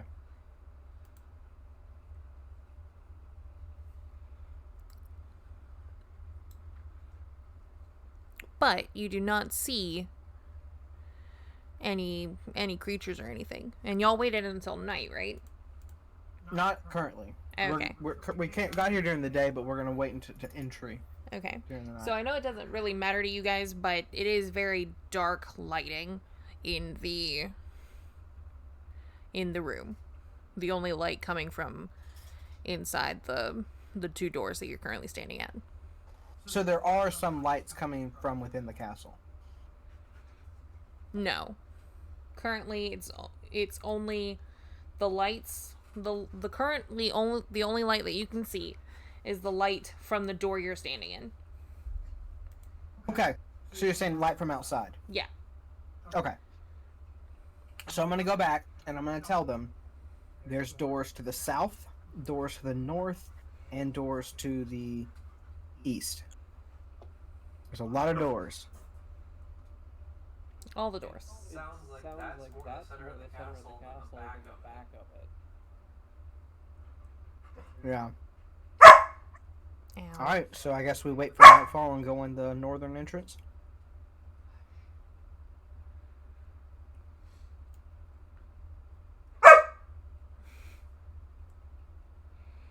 I apologize. We have a loud puppy who is 60 pounds. No worries. And a brat. So I say we fall back and wait for nightfall. Okay. What's Thaddeus' opinion on this? Has Thaddeus returned? I'm here. I don't have an opinion. I've been hanging out with Hermie the Hobgoblin over here. Hermie the Hobgoblin. Yeah, we got bored waiting on you guys, so we got to talking, and now we're friends. No, I'm kidding. You know, we're back. We're explaining what we've seen and what we scouted out. You know. So. I mean, if you ask Thaddeus, he's ready to just go in and start, Knocking heads. frostbite here, a fireball there, a thunderclap here. No thunder. We're gonna try to be quiet. Okay, a vicious mockery here, a vicious mockery there, a little bit of dissonant whispers. Do you have an idea of something that you can do as a distraction? You know, up here at the front. If you want a distraction, I can definitely do that. We just want to cause a minor distraction so that the 3 of us can go in the back way and hopefully have less resistance. I tell you what, you guys go to the back and get ready. Let me cause a distraction, and I'll meet you around the backside. I think it would be better if we just stealthed in the back door. I feel like if we make a distraction, everybody's going to be on edge and alert.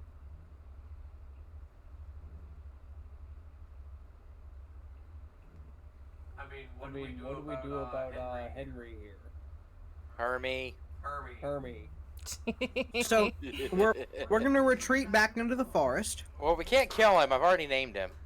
Well, we're going to retreat back into the forest, tie him to a tree, let him fall asleep tonight, and then we go do this while he's sleeping. You know, if I was a real dick, he could just start screaming. Yep, remember how I said I still have an arrow on the thing? And he's got, what, 8 hit points? I'm just saying, he could. Oh, no. He could. You got a long rest, so he's fully healed. Yeah, it's interesting how you take an arrow to the knee and then you're fully healed the next day. I mean, I was a like I gar- said, was if an you want a adventurer like you distraction, Hermie and I can handle it. Honestly, if we need a distraction, I think Hermie is a perfect distraction. I was gonna cast Tasha City's Laughter on him and just make him make a bunch of noise. That was my Actually, plan. a pretty good idea. Hermie was gonna make a bunch of noise and then I'll run around back and meet up with you. What's the range on that? We like tie him up and leave him out front, and you cast him from quite a ways away. 30-foot range and he has to make a wisdom save. Okay. Aw. I really think we should drag him. He's a hobgoblin. I'm not worried about that. I'm gonna take him and drag him into the forest. He's a hobbling hobgoblin. I mean, we're already in the forest talking about this. We're not standing. Okay. Chatting would be a terrible idea. Just bickering outside the front door, and someone's like, "Can we help you?" Like arguing on someone's front lawn. You give us 5 seconds. We'll be right with you.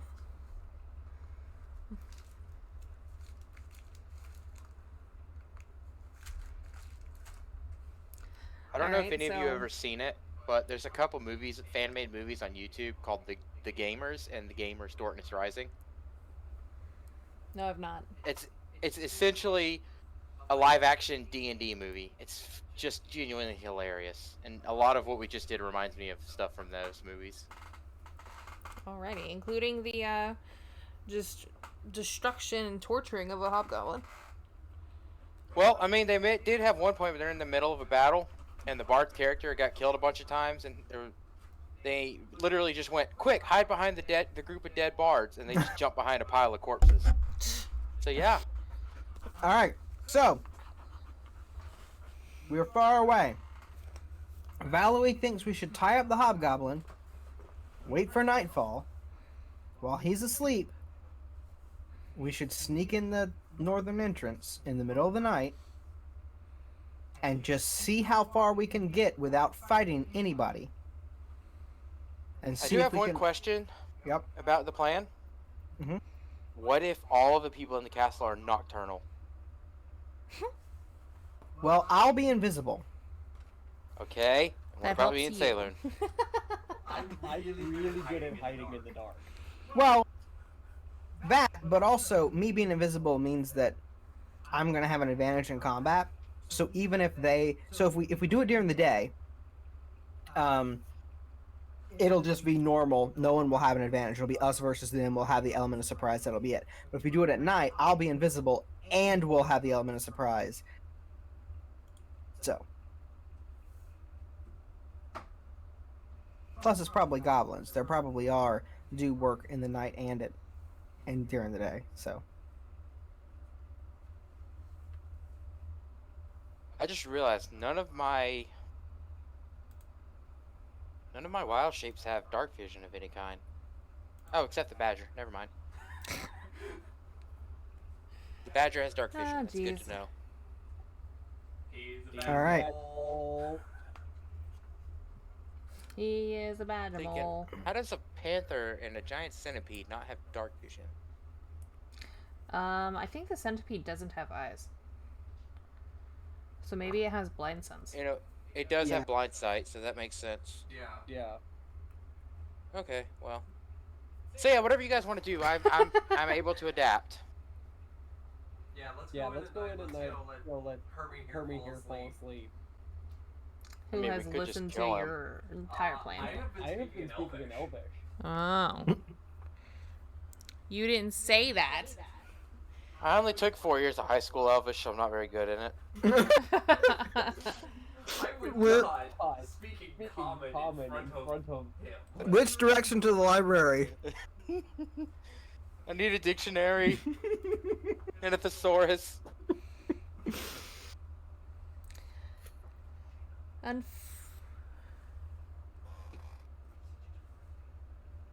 You just brought it in here? Ew. Ew.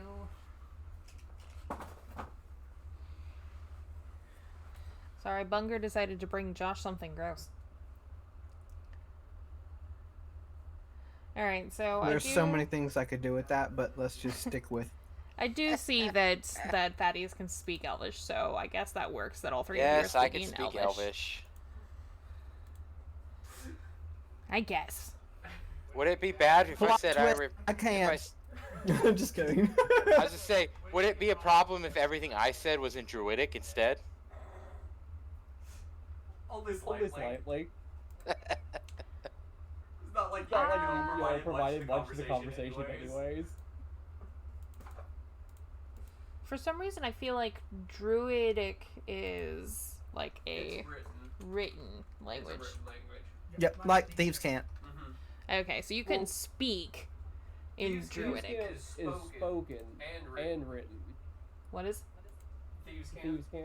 But But Druidic, Druidic is is specifically specifically just written. just written. Tis, go well. You know, The same as Goblin is only spoken. There is Fine, no Celestial then. Anyway, so I think we should leave him alive because he did what he said he was gonna do. And then if something bad happens, then we can always kill him because he might come in handy. Once we're done with this quest line, we could just murder him.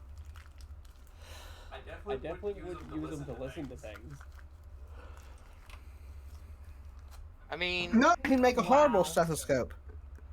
other than a bum knee, potentially bum knee and half an ear gone, or one ear gone, he wouldn't be bad to keep around for like carrying our stuff, watching our camp. I think he'd be more useful than Droop. Yeah, Oh my god. we could pay him like a small portion of whatever we find, like a few silvers out of every gold stash. We'll discuss this after we finish the rest of this.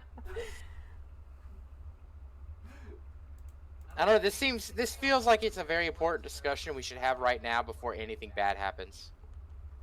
So, the way I'm going to tie him up is so the knots to untie him are on the far side of the tree, and I'm going to tie an additional rope around his throat, so if he does get all of his body free without something to cut the rope, he would strangle himself trying to pull his neck free. Alright. And I'm also going to gag him. With the rope. Just for good measure, Sailor's just gonna go find a branch and there's a fork at the bottom. Stick it to the ground and sharpen the point of his nuts. If he tries to get off, he's just gonna castrate himself. Oh my god.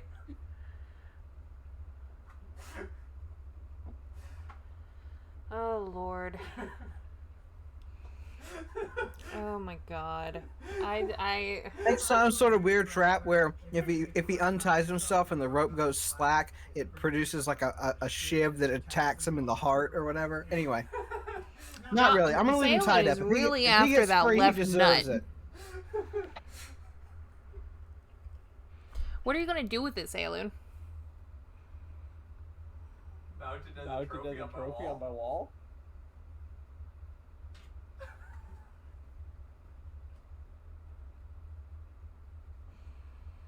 You want a pebble on your wall. Alright. Is a sling bullet against more goblins? So I am going to just relax until it's dark.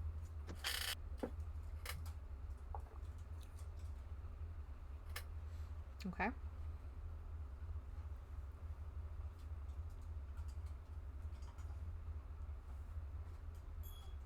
Same thing. So we can just fast forward. Are we leveled up yet? Something's gonna happen. What was the question? Did that random encounter where we got 100 experience make us level up? I don't know. No. No, not Oh. yet. Okay. We're still Sad. We still have 434. yeah. Yes. I believe so. Okay. We We should be at like 2266. Yeah, that's what I've got. Alright, I'm just gonna chill out and wait.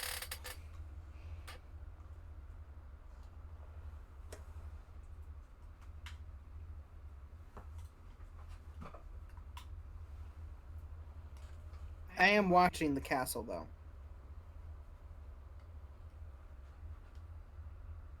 You know what?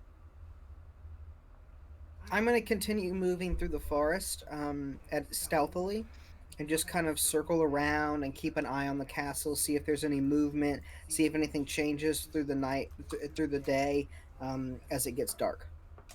Okay. So you don't notice anything. Okay. So we're going to say it gets dark. Alright, and so y'all are going to head into the castle? Through the front door, through the north? Through the north. Yep.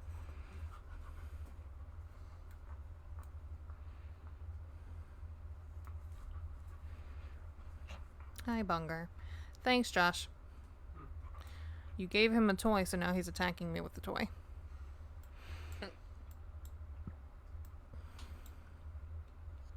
I kind of miss him already. What? I miss Bunger already. Do you? Do you really? Yeah. I enjoyed spending time with him. So, we realized that we're going to have to do some very serious training with him. Because oh, yes, you absolutely will. We've realized, a little bit aggressive. Like, actually aggressive. He was probably going to hurt someone at some point. Yeah, no, you do need to start training him about now, so. Whether you do that yourself or take him to a class, either way, you do need to look into it. Yeah. He's about that size where he's gonna quickly forget that he's a big dog. Yep. We took him to the vet on Wednesday, and they had to sedate him because he tried to bite the doctor and one of my coworkers, and the muzzle wasn't working, and he wouldn't let them look at what is bothering him, so they had to sedate him in order to look at him. Ow! Yep. I know I shouldn't laugh at him because he's under sedation, but that tongue hanging out is just freaking adorable. Oh, did you post it in the chat? Yeah. Also, when he woke woke up, he started awake and was drunk. He couldn't. That's would what also they do. You know, Yeah, straight, he wobbled, walked into a chair. Bunger, stop. Stop. Oh, poor Stop. Bunger. Hey, puppy. But yeah, he was absolutely adorable, and I feel bad about it because we did have to have him sedated. Yeah, But- well, he just needs to learn what the do's and don'ts of being a big dog are. Yeah. Turns out that you know how he was chewing on that paw. What? You know he's been chewing on his back paw. I did not know that. Oh, I figured you would have seen it. But he's been chewing on one of his back paws for a couple weeks. We thought it might have been like a hot spot or allergies. Turns out he has a laceration between his toe pads and the actual paw pad. Ooh, yeah. So it's been healing, so it's been itchy. Yeah. And yeah, it's almost fully healed. They weren't able to get the scab off, really, so it's almost done. And he's got an ear infection, so we really needed to have taken him to the vet. And we did. And we did. And he took a nap. He took a nap. Because he was being a butt. He was in that muzzle, and he bit me. He tried to bite me through the muzzle, and I'm his mama. Mm-hmm. So, back to game. So we go in through the north Thank entrance. Sorry, Will. Alright. Sorry. All right. I'm so, going to through the north entrance. grab a couple arrows, hold them in my bow hand, and knock one of them. I'm also going to pull out, make sure all my swords are ready to be drawn. You guys can't see me, though, because it's pitch black out. It is definitely pitch black. I know where you are, though. Like If I'm within 10 feet of you, you do know where I am, yes. I'm gonna take out my wooden staff for my spellcasting focus and Just be ready to start flinging spells when the shit hits the fan. Why aren't you using glass staff as staff? Because to attack with that staff requires strength, and I have a -1 in strength. But you could still use it as a spellcasting focus. And you can use Shillelagh on any kind of staff. I don't have Shillelagh, and I don't... I mean, I have a wooden staff, so I was just going to use that until it broke. Not like the mage armor and shield and... Wait, no, that's not... I still have glass staff equipped, and I'm attuned to it, so I can still use the ability. Oh, okay. Off. Okay. I still have those abilities. I'm just not using the staff itself for the other things I could be using it for. Phrasing. Alright, so it I'm is not using my pitch black staff to its full inside. potential. It is pitch black outside, inside. So I'm being attacked by a dog. As y'all walk into the room, I assume that y'all are going to be walking into the room because... Yep, you know, I'll walk in first. I got these two wrong. Alright, so... I would assume that the invisible one was walked in first. Yeah, no. Thaddeus goes to walk in and I'm already there. Oh, okay, okay. Yeah. So... Oops, sorry about that, Valuith. Didn't see you there. There is a very large curtain right here, and a doorway here. Okay. I'm gonna try the door. Okay, so...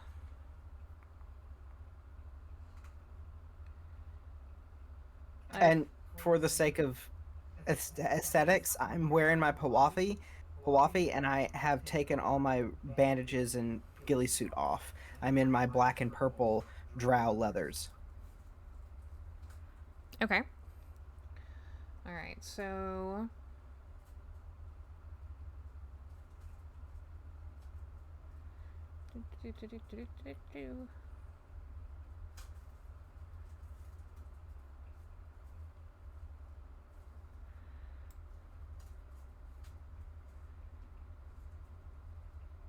Okay. Sorry, I'm trying to read through and see if there's anything that specifically says that door is locked, and it does not. So, you twist the knob on the door, and it opens. Okay. I'm going to look around the room. Alright, so one thing you do notice is that there's nothing in this little area. There is a door in front of you, and to the south is another curtain. Okay. I'm going to walk up to the door and listen at the door. And listen at the door. I will follow closely behind him. Salem's gonna go down to the curtain and listen at the curtain. Not The new curtain. Okay. Alright, so the new curtain, before I get to the door. Well, let's do the door first. So the door.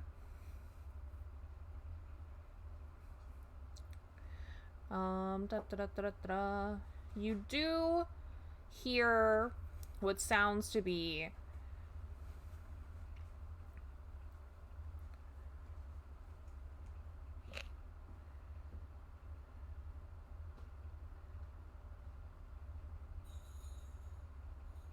let's see.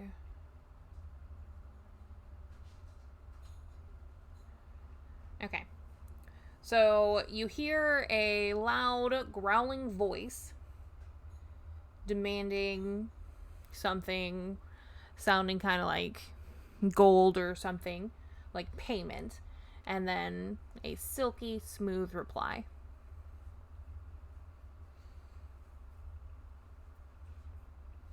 At the Is door. it in common? It is in common. One is a Okay. definite, like, growling, deep, rumbling sound. Okay. I'm going to wait and see if Saloon has anything. Alright, and then through the curtain, Saloon, you would hear the soft talking of what sounds like a couple more hobgoblins since you've heard Hermie talking outside. Okay. I'll whisper. You're gonna tell that to them? I'm gonna whisper out, what's going on? I'm gonna grab Saloon and Thaddeus and kind of pull them back to the opening we came through.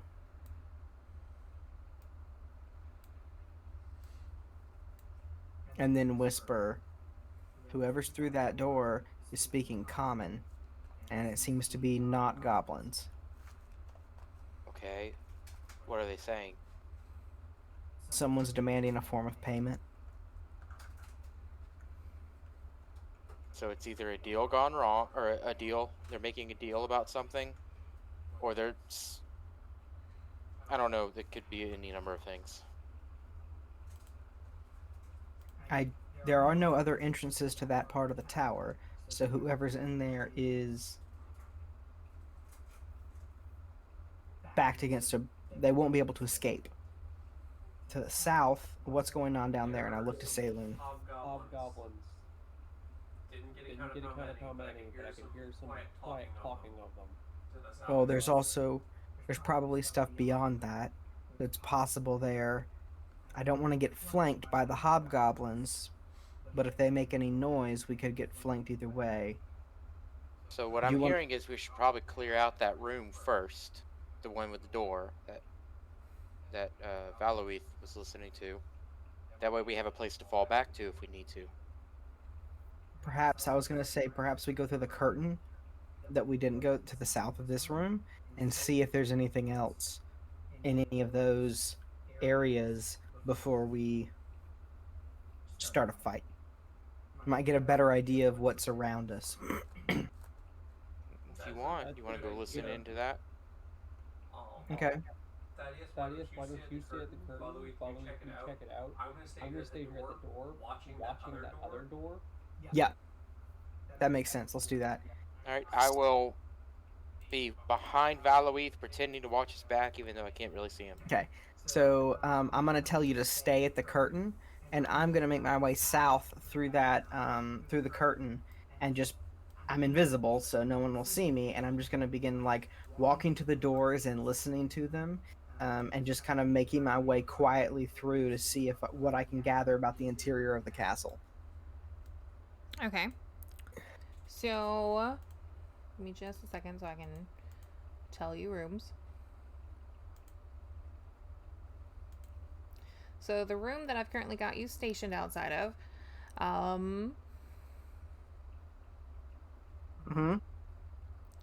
let's see.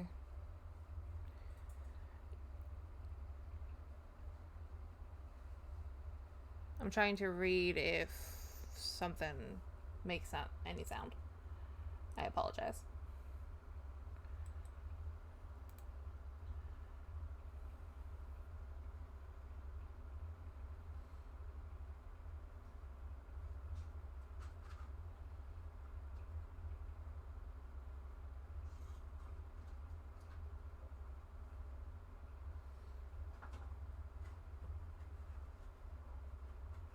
Okay, so you don't hear anything from that room.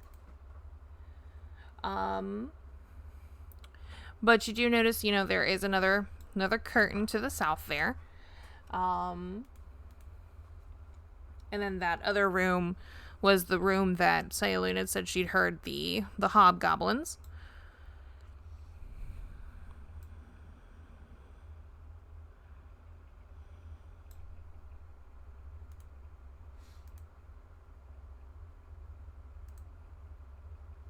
Okay, and then the curtain to the southeast side, I didn't hear anything?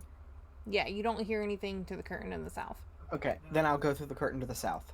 Okay, so going through the curtain to the south. I apologize, I'm having to find stuff. Through the curtain, you actually come across two doors. Okay. I'm gonna listen at the door, both doors. Okay. So, listening at this door here. Let's do this room. Okay. So, you hear a lot of stuff being done. Talk about dirty dishes and needs to be cleaned, and like the slamming of pots and pans, and the other one is empty. Okay. I remember where I was when this happened earlier. So I'm gonna assume that that's the door that I listened at before, and I'm gonna check it for traps. Okay. There are no traps on that door. Okay. Then I would like to open the door and leave it open. Okay. So the western... Are you talking the west door or the south door? South door. Oh, the south door. I'm sorry. Yep. The south door. Okay. So you open that one, and it is leading out into the forest, like you initially thought. Yep. So I'm gonna leave that one open, and I'm gonna make my way back. You said I did not hear anything from the door. Yeah, that first door on the left. You said I didn't hear anything? Correct. Okay. I'm going to crack the door open and look through and look around the room. Okay. So looking at this room, this high, narrow hall looks as if it might have been part of a chapel or a shrine at some point. Angelic figures are sculpted along the room's upper reaches, looking down on the floor below. To the north, heavy curtains block a matching pair of archways. Between the archways is a cracked but ornately carved stone brazier. Okay. And there's nothing else in this room? Looking around? You don't notice, but give me just a second. I want to make sure that I do right.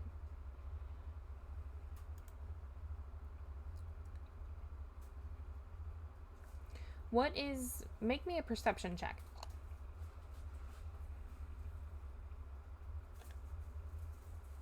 8. Ooh. Okay, so...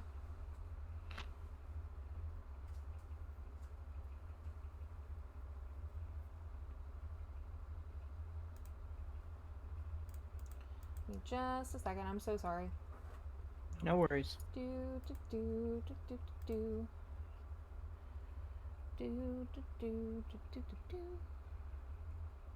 Probably not going to go in regardless, but I am curious about what's in there. Alright. You do not notice anything. Okay.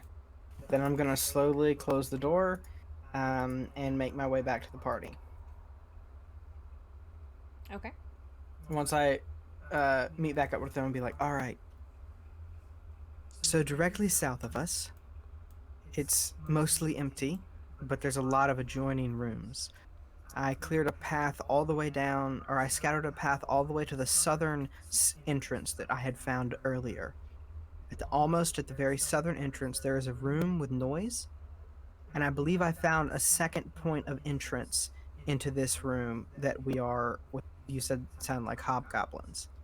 I also found what appears to be a shrine, some sort of temple within the castle itself, which also appears to be abandoned.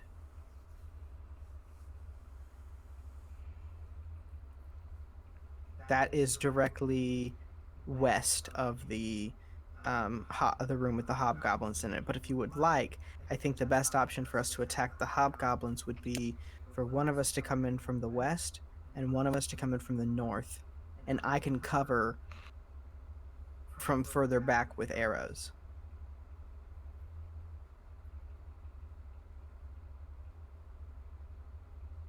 Thaddeus, Saloon. So tactically speaking, to strike this room, we're going to want to do a two-pronged entrance. but we're gonna want to station both people in the hallway with the extra door, so that if flanking does come from that side, they can kind of bar the door or something like that and keep the flanking from getting in. Exactly. I'm thinking I'll stand at the door because I can shoot from range. Thaddeus goes in from the west, and you go in from the north. I think we should switch that. I can get out of a dangerous situation fairly quickly. I don't know. I can too, but I will take the west if you think it's better if I do that. Well, my thought was there's nothing to the west of us. I mean, there's a whole area of nothing, but whoever's in the northern area, there's a chance they're going to be surrounded. So I feel like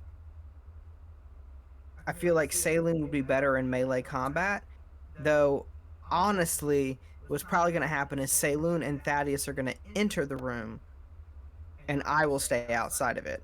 So it's it's up to you guys, but I'm saying whoever's at the northern area is probably going to get, if that door does open,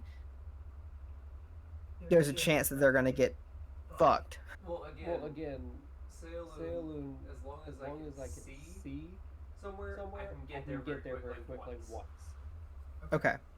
So I can easily, if flanking does come from the west, get out of that situation. Okay. Or B, if flanking does come from the north, get into that situation. Okay. So you go from the west, and Thaddeus goes from the north. Mm-hmm. I'm okay with that plan. All right. Okay. So let's neutralize some hobgoblins, and then go into the deal room. Nope. Salen's the only one on the west side. Oh, I thought both you and... I'm sorry. Okay. No, he's covering the door as well, barring it just in case flanking comes. Okay. Yep. All right, so I'm going to prepare my arrows, and I'm going to let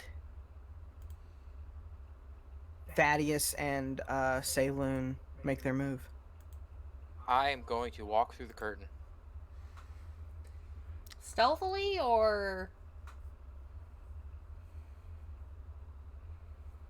I'm going to try to stealth, but I know I'm not super great at it, so we'll see what happens. As soon as he moves the curtain, if I see a hobgoblin, I'm taking a shot. Alright.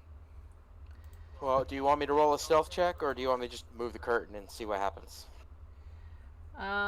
It's honestly... If you're going to try to be stealthy, then roll the stealth check, but... Alright. Yeah, I'm going to try and stealth through the curtain. Okay. Then go ahead and roll Wow. the check. Nice. 9. Okay.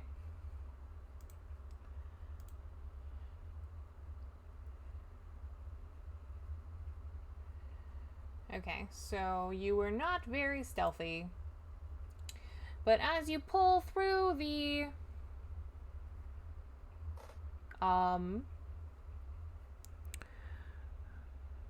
through the curtain, a stone brazier full of coals glows in the middle of this small barracks. 4 straw pallets are lined up along the east wall. The wall to the south has collapsed, but a barred wooden door in that direction is still clear. And the curtain hangs in an archway to the north. 2 hobgoblins stand guard in this room. The fact that he sees you in the way, he goes to run the other door, one of them. Do I see him from from behind? I would say yes. I'm taking a shot. The one that ran? Whichever one I see first, as soon as I make eye contact, or as soon as I see them, I'm taking a shot from the darkness. I was going to say, as soon as I see him start to run, I wanted to cast a spell at him. Okay. So... well, go ahead. Well, he needs to make a... Wait, me or Valuith? Both? Can I see both of them or only one of them? I would say only one of them. Okay. Whichever one I can see, I'm taking a shot at. I have advantage because I am invisible. That's fine. I'm going to cast a spell at number 2 then. Okay. So 26 to hit. You hit. Yeah. That's 6 points of damage. Alright. He is still up. So would I have sensed him going past my door? Did you do your dark sense? I have blind sight at all times. Okay, so Never go away. you did sense the one that came up to your door to try and go and open it. Okay, So there's I'll just open the door at that point. Well, hold on. Before he does that, I have a spell I was casting at him. yeah. So do your spell. He needs to make a con save. DC of 13. he succeeds. Damn. I apologize. All right, never mind. All right. So Josh, go ahead and do your. What were you gonna do? What was Saloon gonna do? I'm just opening the door so that I can easily strike at it if he run out of my threatening space. Okay. All right. Go ahead and roll me initiative. Ooh. Natural 1. You're kidding. 9. I got an 18 Again. plus 4. Oh, good lord. All right. So Saloon, you're first.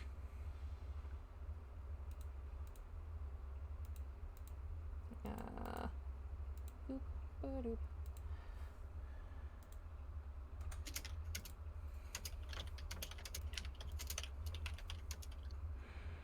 What you gonna do? Swing at him. Okay. 19. You hit. 7 points of damage. Okay. All right. Next is the first Hobgoblin, who is going to push forward towards Thaddeus Bring it. and swing with his longsword. What is your armor class, Thaddeus? 15. He missed. All right. It is now Thaddeus' turn, actually. Great. Let's see. How do I want to ruin his day?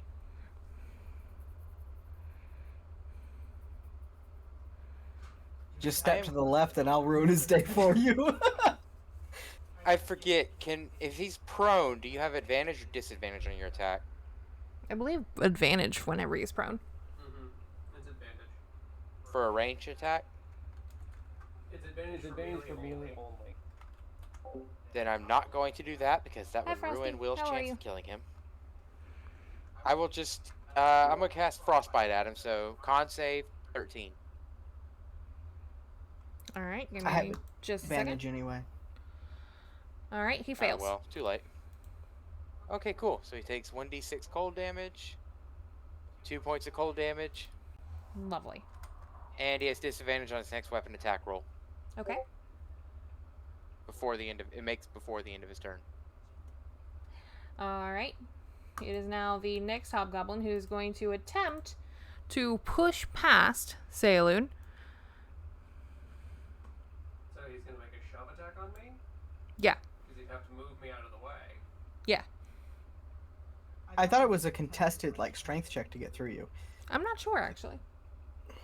Because you're moving into someone's space, so I feel like they can stop you from doing it, but... As far as I remember, it's just difficult terrain to move through an enemy's space. you might be right. Okay. But then, as soon as he got out of range... I get to make it an attack of opportunity. Yeah. So go for it.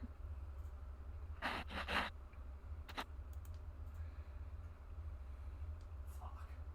You miss. All right. So with your miss, he is going to continue. So 5, 10, 15, 20. Pass through me.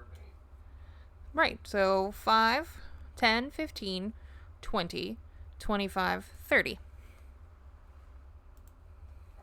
Okay, we definitely left that door open, so I'll see him pass through. All right. And now it's Valley's turn. Alright, I'm going to take my first shot with advantage. Okay. Natural 20. And this is at the guy I can see. Okay. Nope, that was the wrong thing. So that's 2.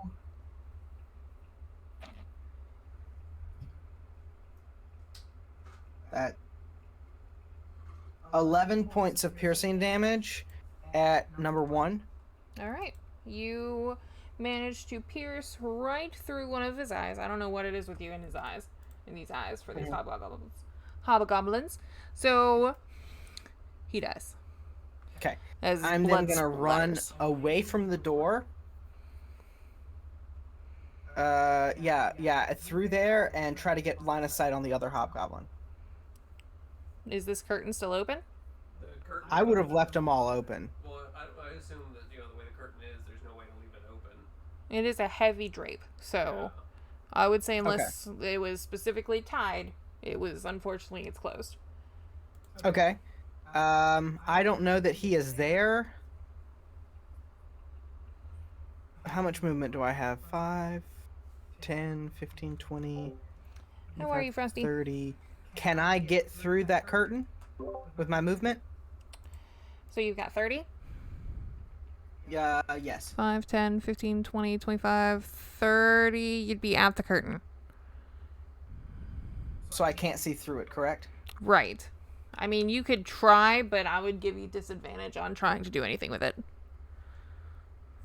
Because you're trying to hold and open that heavy curtain. Okay.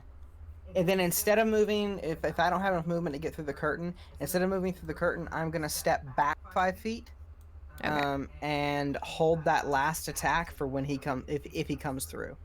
Okay. Or, you know what? No. I'm going to take my shot through the curtain.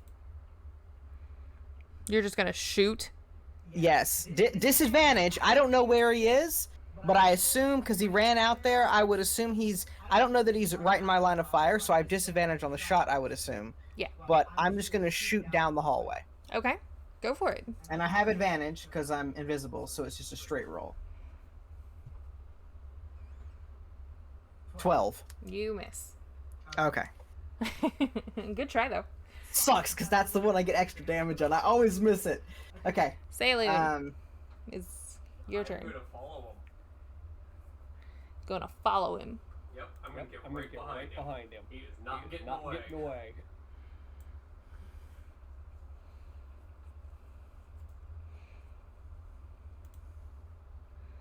You miss. Mm-hmm. Do you only get the one shot? One I attack? only have one attack. I'm not level 5 yet. Thaddeus, your turn. I will run back through the room that I came from. 15, Out to, let's see, 5. 30 As would far as put you right here if you're doing the diagonals and stuff. I Yeah, believe. that's fine then. That's where I'll go. So I can 5, see number 10. 2. No, the curtain's still shut. Yeah, the curtain's still shut. There is now a hole through it. Can I see through it's the a hole? small little arrow hole. I mean, The way is shut. It was made by those who are dead, and the dead kinda? keep it. I would say you could kind of see through it. I could still see him though, right? You can see him trying to make his way that way. Well, With as long as I Sailing can see behind him, frostbite. Okay. Con save 13.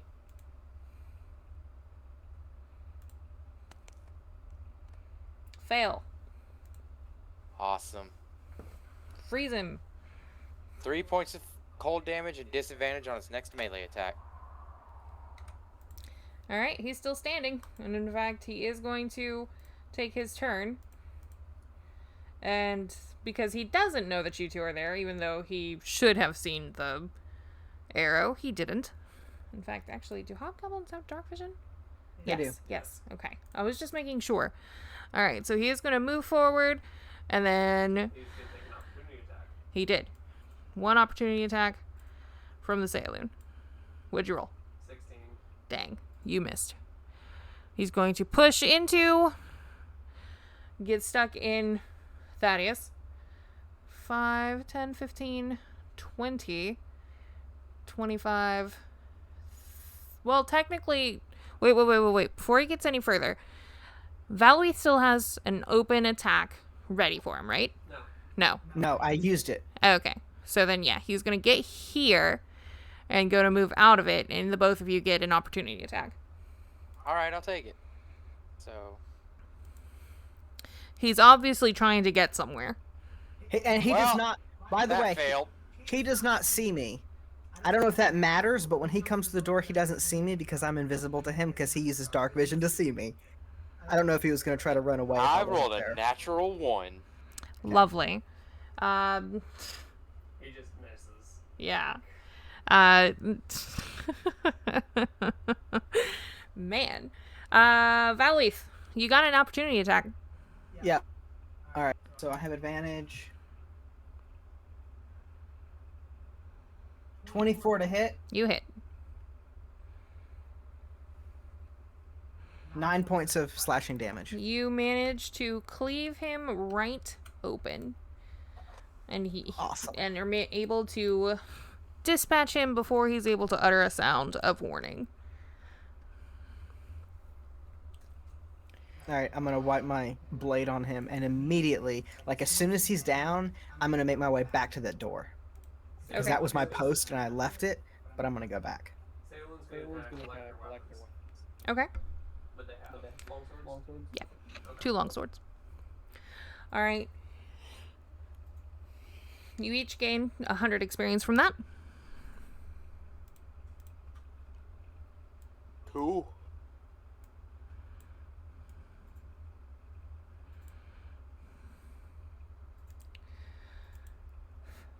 Alright, so... Well, now we can go to the next room. Are y'all going to that top corner? That tower? I would say so. I would say so. Alright, so are y'all gonna just bust it open, or... That's definitely not a great idea. I was just I mean, asking. do you have a better option? Because honestly, at this point, I don't know if there's a better... Salem's just gonna open the door and walk in at this point. I was Yeah, gonna as say, soon as- busting it open probably isn't a good idea because that makes a lot of noise. But if we just open it and walk in, I think we're Yeah. okay. I am going to, as soon as... So Saloon opens it and walks in. I'm invisible to anyone who uses dark vision, assuming there's no light in there, which I don't think there is. I'm going to move around him and put distance between myself and anyone else in the room so I can still use my bow while being in the room, if that makes sense. Okay. So, as she opens the door, this chamber has been set up as a crude living space, with thick furs thrown on the floor to serve as carpets, old trophies hanging on the walls, a large bed to the north, and a brazier of coals burning brightly. A round table with several chairs stands to the south near the door. Near the table, on the floor, is an unconscious dwarf who looks badly beaten.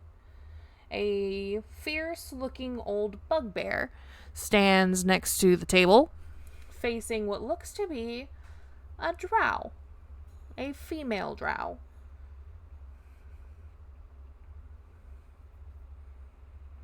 Oh, it's on now. Oh, I I'm moved sorry. away There's from- one other thing. So, there's the drow and the bugbear talking across the table, the beaten up dwarf, and next to the bugbear is a rather large wolf laying on the floor, kind of looking like it's snoozing, but it's a wolf. Okay. Who knows if it's So- actually snoozing? Depending on where they are placed, I just moved away from them all so I can still use my bow. And I guess I'm going to take a shot at the drow. Okay. Give me just a second. I Why want to the grab drow? this 3. Because we heard about the drow. And I fucking hate drow. Like burning passion, I see a drow, I kill it first. So, Salem. The only reason I didn't... No, the only reason I ever killed Saloon is because Saloon is on my mission. Like, I know he's a friend. She's a friend. Yeah. She's also gonna throw a dagger at the drow. At the drow? So looking in a mirror must suck for the both of you. Gotta remember, Yeah, pretty much. drow killed Like- her best friend. Drow basically killed me and left me for dead. I fucking hate them. Yeah, like, both of us have a grudge against drow. Alright, well, if we're moving into the room right before combat starts, I'm gonna run for the dwarf. Alright, so we've got an attack, and a running. So... Salem did just open the door and walk in.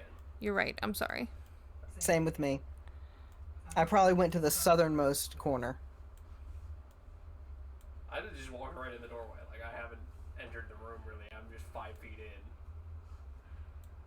This map is a little off-center, and I'm sorry. It's bothering me. Alright, so... I'm gonna need you to go ahead and roll your dagger.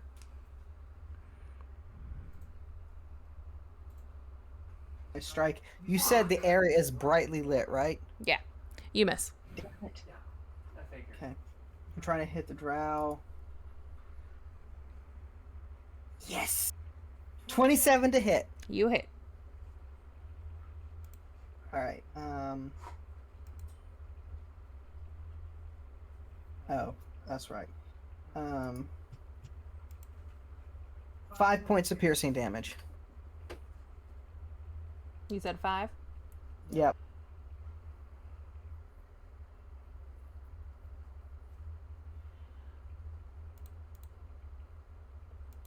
Okay.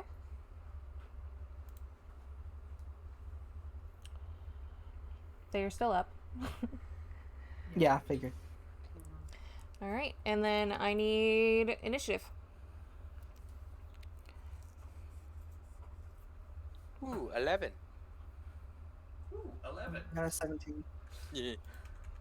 I think Salem has a better dexterity, so she can go first. And I got Alright. a 17. So, first, in this line of fighting, the bugbear turns.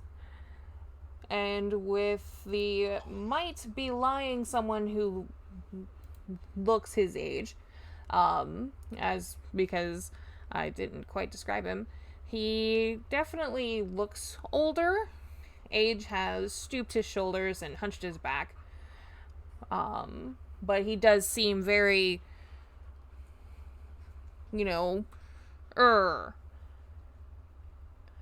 So, he does turn and he goes, "How dare!" and swings a morning star at Salem. With a miss. I'm sorry, sir. It's not morning, it's night.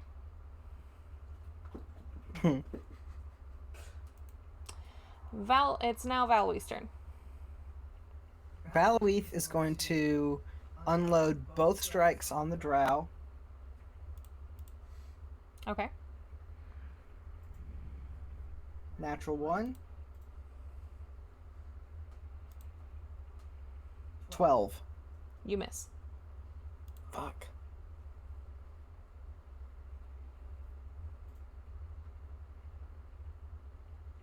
Alright, that's my turn.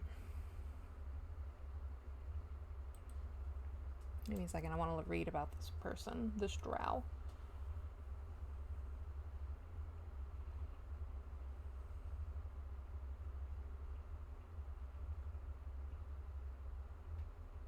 What?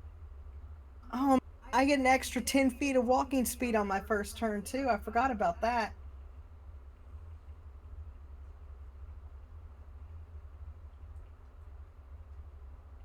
Okay. Alright, so... it is now the drow's turn, who is going to turn also on Salem. And it's going to make a slam attack. That one's going to miss, and it swings again. What is Salem's? 18. Okay. She missed twice. I'm hard to hit. I don't hit very often, but I'm hard to hit.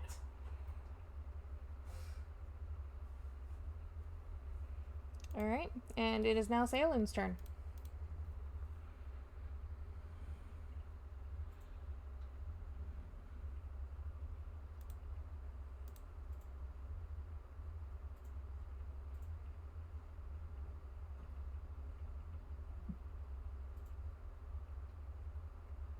Gonna swing at the drow. Okay. 18. You hit. I'm gonna smite. Okay. Smite does Radiant damage. radiant. And yeah, I deal an extra 2d8 unless it is a fiend. It does not. Okay.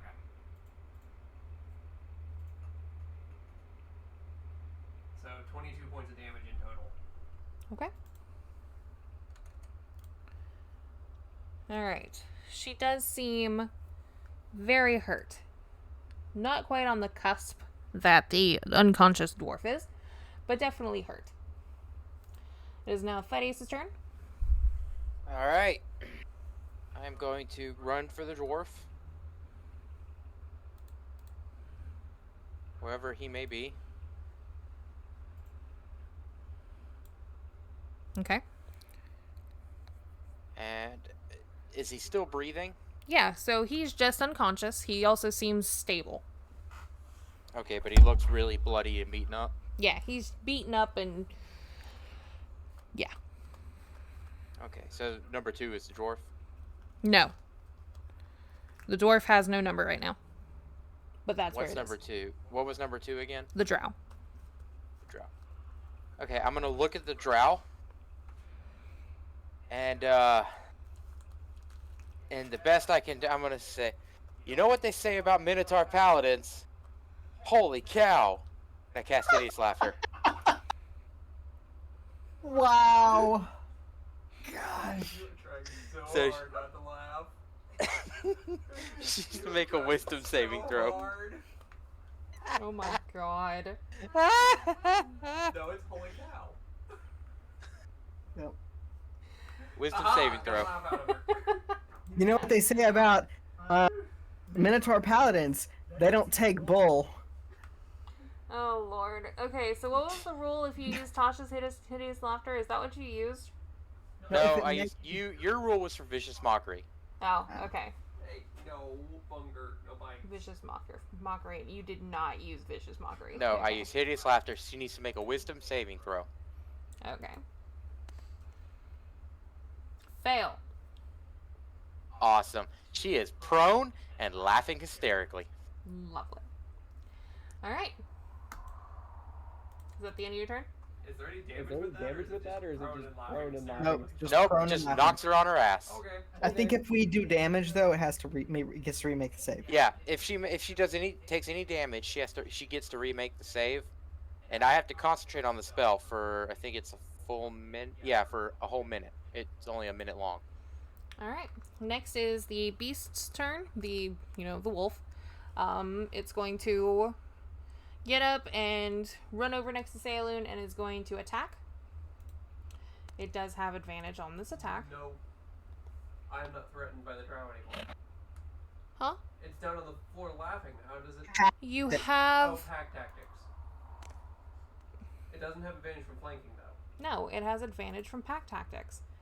It rolled a 22. It hit. I was gonna say, though, 8 damage. Ooh. Make me a strength save. That's not good. 3. You are knocked prone. Okay. Alright, next is the bugbear. So the bugbear is...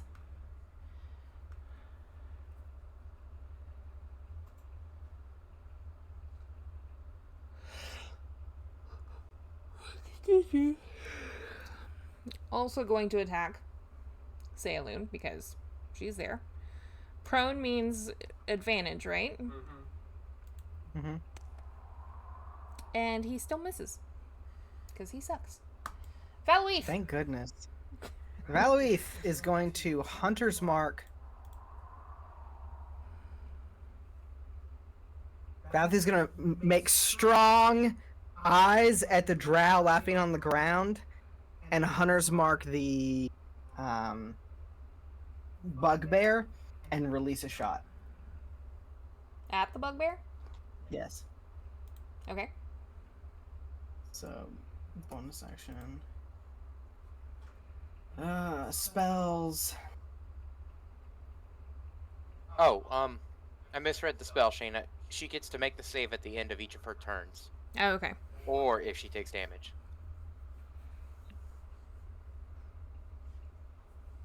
That's a 17 against the bugbear. You hit.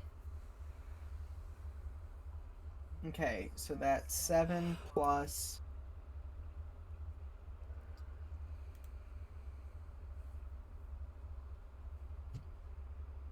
So it's total 10 points of damage to the bugbear. Okay. Alright, next is the Drow's turn. So I need to make a saving throw to see if she gets out of it? At the end of each of her turn, yeah. Otherwise, what can she do? Nothing? When she's incapacitated like that, not really nothing. Yeah. Okay, so wisdom save, right? Yep. She fails. Alright, still Salem? laughing.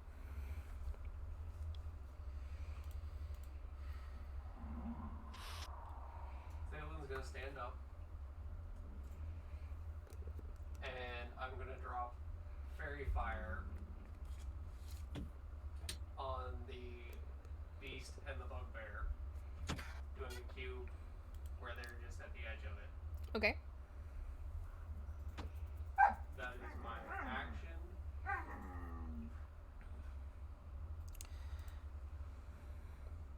Does it do any damage or anything? They both get to make a dexterity saving throw. What's the DC? 13. They both fail. Okay, all it does is that we now have advantage against them. Oh, okay. And they also shed 10 feet of light, and they're covered in blue fairy fire. Okay. They're Did they shiny both- blue.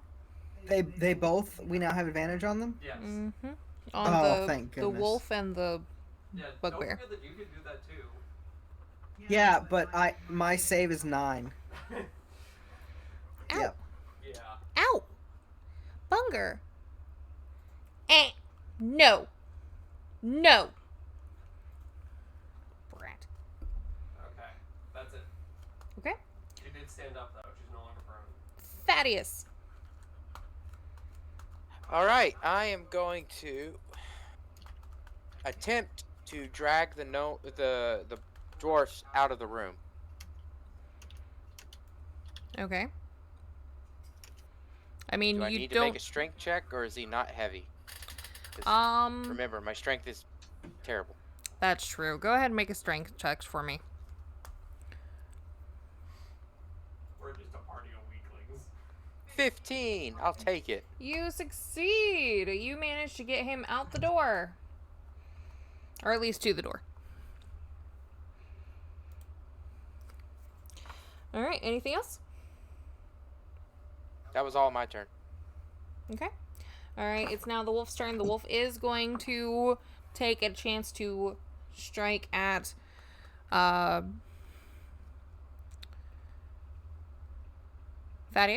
Because Thaddeus is removing his his prey, basically.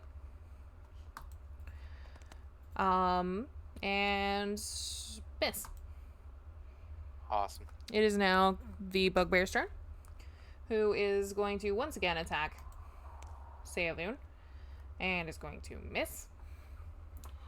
Valoith, it's your turn. How's the bugbear looking? Like, he's fine. Okay.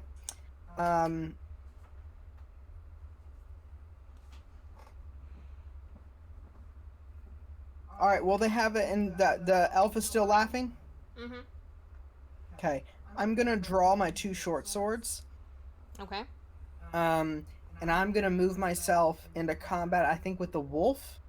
By interposing myself between him, the wolf, and Gundren, so as to protect Thaddeus' escape, and I'm gonna attack with both of my short swords. Okay.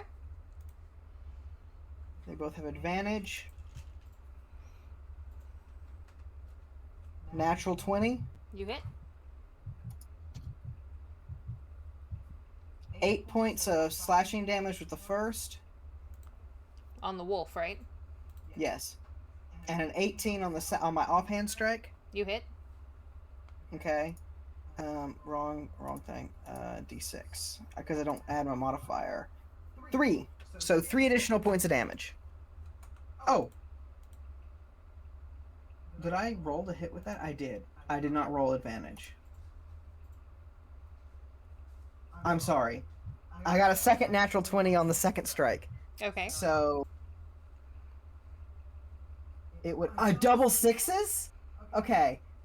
So 12 points of damage, not 3 on the second strike. All right, you do because of the manage advantage. to kill the wolf. I did. I want to do that thing where I put my 2 short swords side by side and cut its head off. All right, nice. Okay. All right, that's my turn. All right, What are the fucking odds of a double natural? That was crazy. Bunger, stop. It is now the Drow's turn. It's going to try and succeed to finally get out of the hideous laughter. But because that's the last of her turn, it is now Saloon's turn. So Did she succeed? Laughing, correct? She's still prone. Yeah. Okay. I'm gonna execution her. If she's prone, I have advantage. So 19 to hit. Okay, you hit. I'm gonna burn another spell slot to smite again. Okay.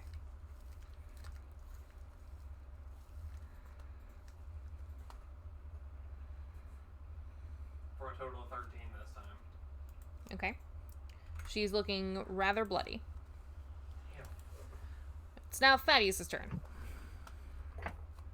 Alright, I will pull the dwarf out into the middle of that smaller room. And slap him with a Cure Wounds. Okay. At 2nd level. Okay. So it's 2d8 plus 3. I don't know if you have a stat block for him or not, but he gets 7 hit points. Okay. 2d8 plus 3 and you got a 7? Alright, Mr. Double Nat 20. No, I'm just saying that's really unfortunate. Hey, he's alive, right? That's what matters. That is what matters. I'm not insulting you. No, I know. It was an unfortunate roll. One of those was mine. But that's okay. That's alright. It wasn't an attack roll, so it's not too bad. Alright. It is now the Bugbear's turn, who, in all of his anger at you killing his pet, is going to move over. Yep. And slam at you with his Morning Star. As long as it's not at Saloon. What is your 15. 15? He does manage to hit you. Stop. That boot's For gonna hurt. 9 damage. Oh, that's not that bad. Alright. Alright. Next is actually your turn, so Valleith, it's your turn. I'm gonna be like... The Drow's not dead, right? Nope. Alright, I'm gonna be like... You know...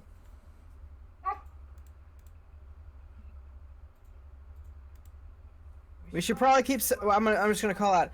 We should probably keep someone alive to tell us what the hell's going on here. Or what in the 9 hells is going on here. Alright, then I'm gonna... I have advantage, so I'm gonna strike him twice. I'm gonna strike him with my short sword. Main hand first, and I do have Hunter's Mark on him. I need to make a con save. On the Drow? Or on the Bugbear? No. I need to make a Constitution saving throw to maintain concentration. Oh, okay. How do I... Oh, con save.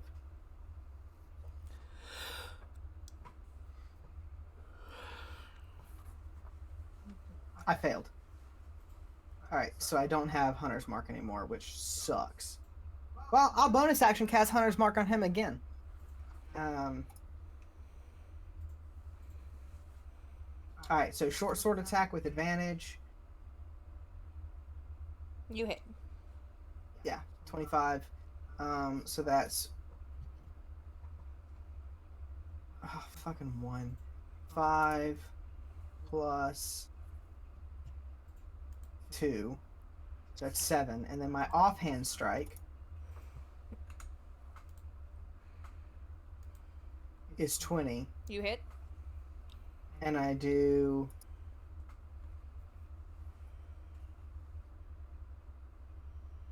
an additional 5 points of damage. Okay. He does seem to be a little bit more on the hurt side now. Okay. And it is now the Drow's turn. She's going to stand up and attempt to slam Saloon, especially since, if I'm correct, you still have your hood down. Mm-hmm. So she's going to glare at you, because, you know, you're a drow, and is going to slam at you. That was a miss. And that one was a miss. Saloon's turn. Saloon Tekken Ray. I'm going to attack the Drow again. Okay. I am also aiming to do non-lethal damage. Okay.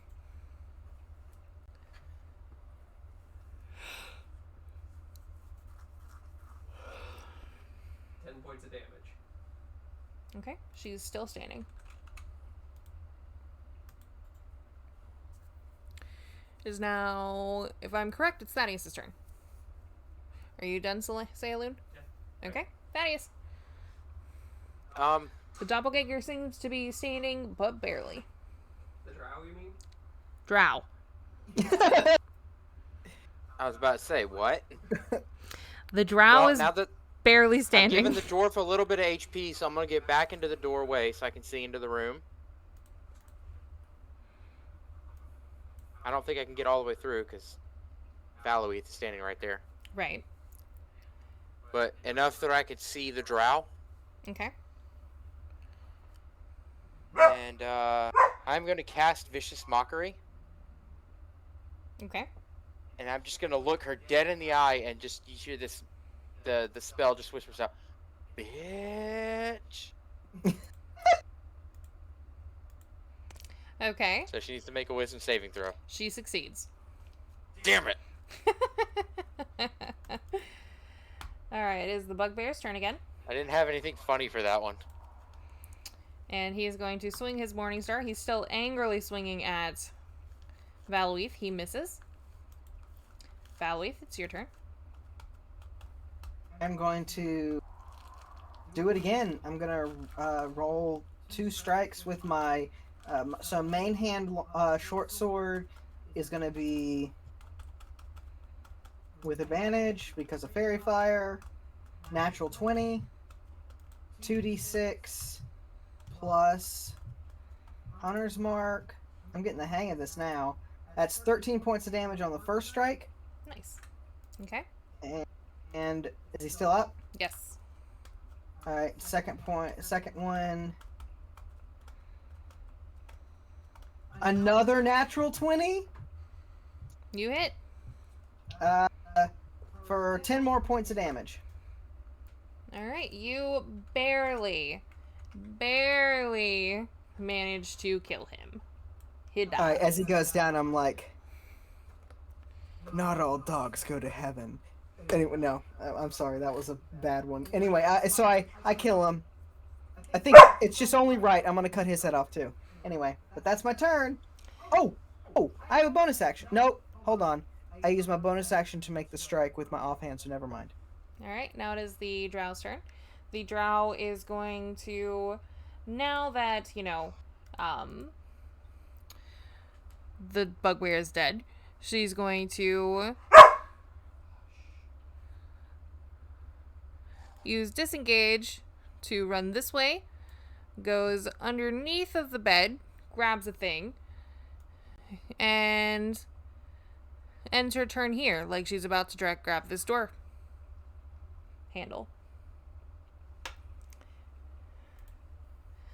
It is now Saloon's turn.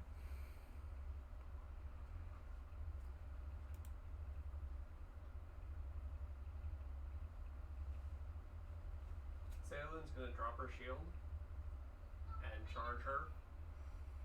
Yeah. Drawing her scimitar in her side hand. Okay. Of course, I'm going for non-lethal lethal damage, so these are going to be like pommel or hilt strikes. Mm-hmm. You hit. 8 points of damage for the... You knock her out. I'm going to take whatever she went and picked up. A rolled up piece of paper.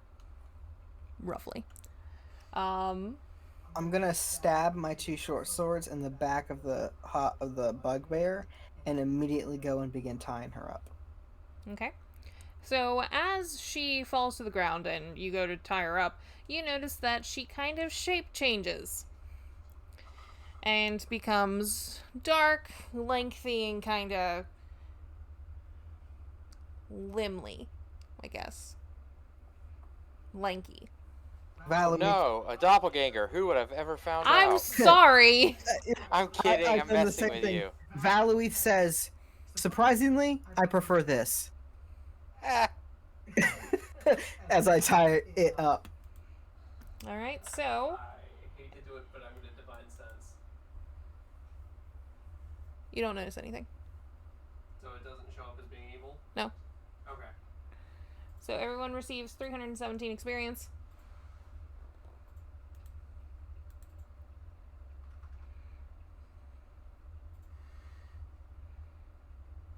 The individual is tied up and properly secured. I'm going to begin looting. I know there was a mention of money, so I'm going to begin looting the things. Okay, so on the doppelganger, you don't see anything. You don't see anything on the bugbear except for a makeshift crown. I'll take it. And then you do happen to notice that there is a leather sack sticking out from underneath of the bed. Okay. while they loot the room, I'm gonna go check on the dwarf again. Okay. So as you check on the dwarf, you can tell that he's kind of coming to.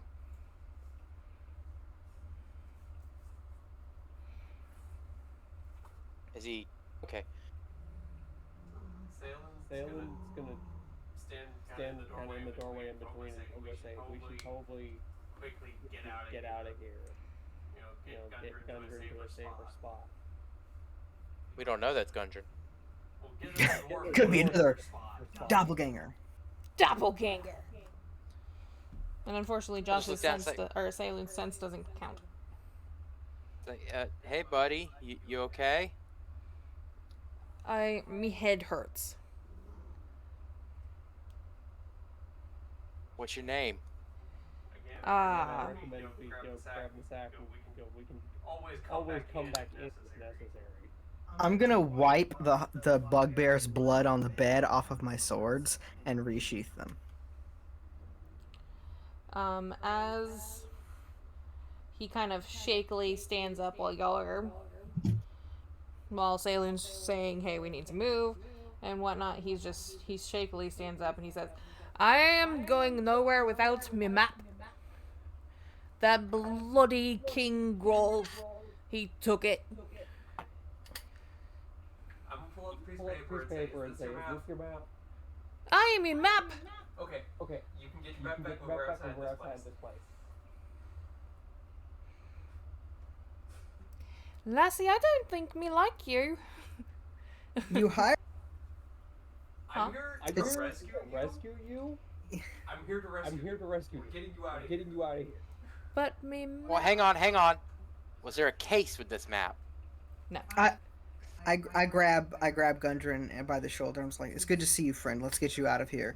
And I'm gonna. Valuith, how be you, laddie? And I'm gonna. My head hurt. I'm gonna take the wolf's head with me. Okay. But I leave the bugbear's head. I'm collecting scalps now. So yes. So Gundren he notices the wolf head and he goes, you took care of that wee snarl, did you? Yeah. That King Groll, he had it coming. I I'm gonna dump 5 points of life into Gundren. So, before you do that, Okay. when Thaddeus healed him earlier, he fully healed him. He's just still Well, I can remove effects. recovering from being unconscious. If I put in 5 points, I can remove effects like grogginess and that kind of thing. I just feel like that's a waste of a spell slot, but okay. It's not a spell slot, it's lay on hands. Okay, alright. So you're gonna... It's a caffeine injection. Pretty much. Alright, so you lay on hands, you get rid of his grogginess and whatnot, and he goes, ugh. Thank you, Lassie. I feel a bit better now. Alright, well, we're still in a dangerous situation, so let's get out of this place and go. Then we can talk. I agree. I don't know which way you came from, but if you didn't take out everything in this castle, we better be moving. Hey, Valuith? Hmm? You go scout ahead to make sure nothing is coming for the noise. Are y'all going through the castle, or are y'all going through the north? Well, no, if we're going back out the way we came, but there's still that room with the curtains and all. Make sure nothing's waiting for us behind those curtains. Yeah, I can definitely. If you want to clear the rest of the castle, I will definitely check it out. Don't think we should do that right now. I think we should focus on getting him to safety. I just want to make sure we're not going to get jumped on our way out. So I will scout ahead. I will go back through the area while they get him gathered up and grab their loot and everything. And I will make sure there's no one, waiting to ambush us on our way back to camp as I disappear into the darkness. Cool. Grab the doppelganger and just, drag them along.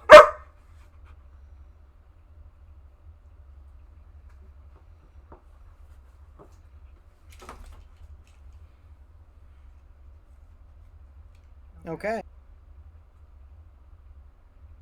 So we drag the body of the doppelganger and the dwarf and everything out into the night. All right.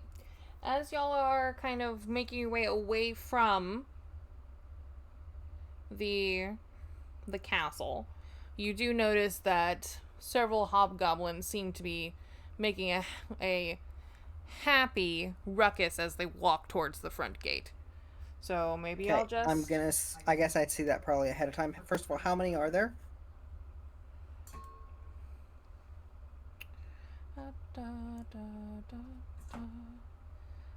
You're looking at 4 hobgoblins and 2 wolves.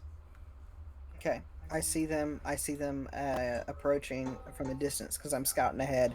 I'm gonna circle back to the group and say there are some hobgoblins coming down the road, and I'm gonna direct them away from the group and into the woods instead. Okay. All right. So. Yeah, we'll follow him. Unfortunately, this is where we're going to have to stop for the night. However, I do want to go ahead and give you 200 experience points apiece for the successful rescue of Gundren Rockseeker. Yay, we're level 4. Yay! My class goes up. Next time. So, in total, we have 2883. On caves and crawlies. We have all of the lovely side quests if y'all want to do them, or we can just go straight on to the next section of the story. Side quest. Side quest. Bum bum bum bum. All right. I get 2nd level spells now. Yay! Well, while y'all are leveling up, I'm gonna go ahead and end stream. Thanks everyone who stopped by and said hello. Freelancer250 said hello, Frosty Viking said hello, Adam said hello, so I know it's quite late, and y'all are probably not in the chat, but hello! I hope you all have a great rest of your night, and yeah, we'll see y'all next time. Bye!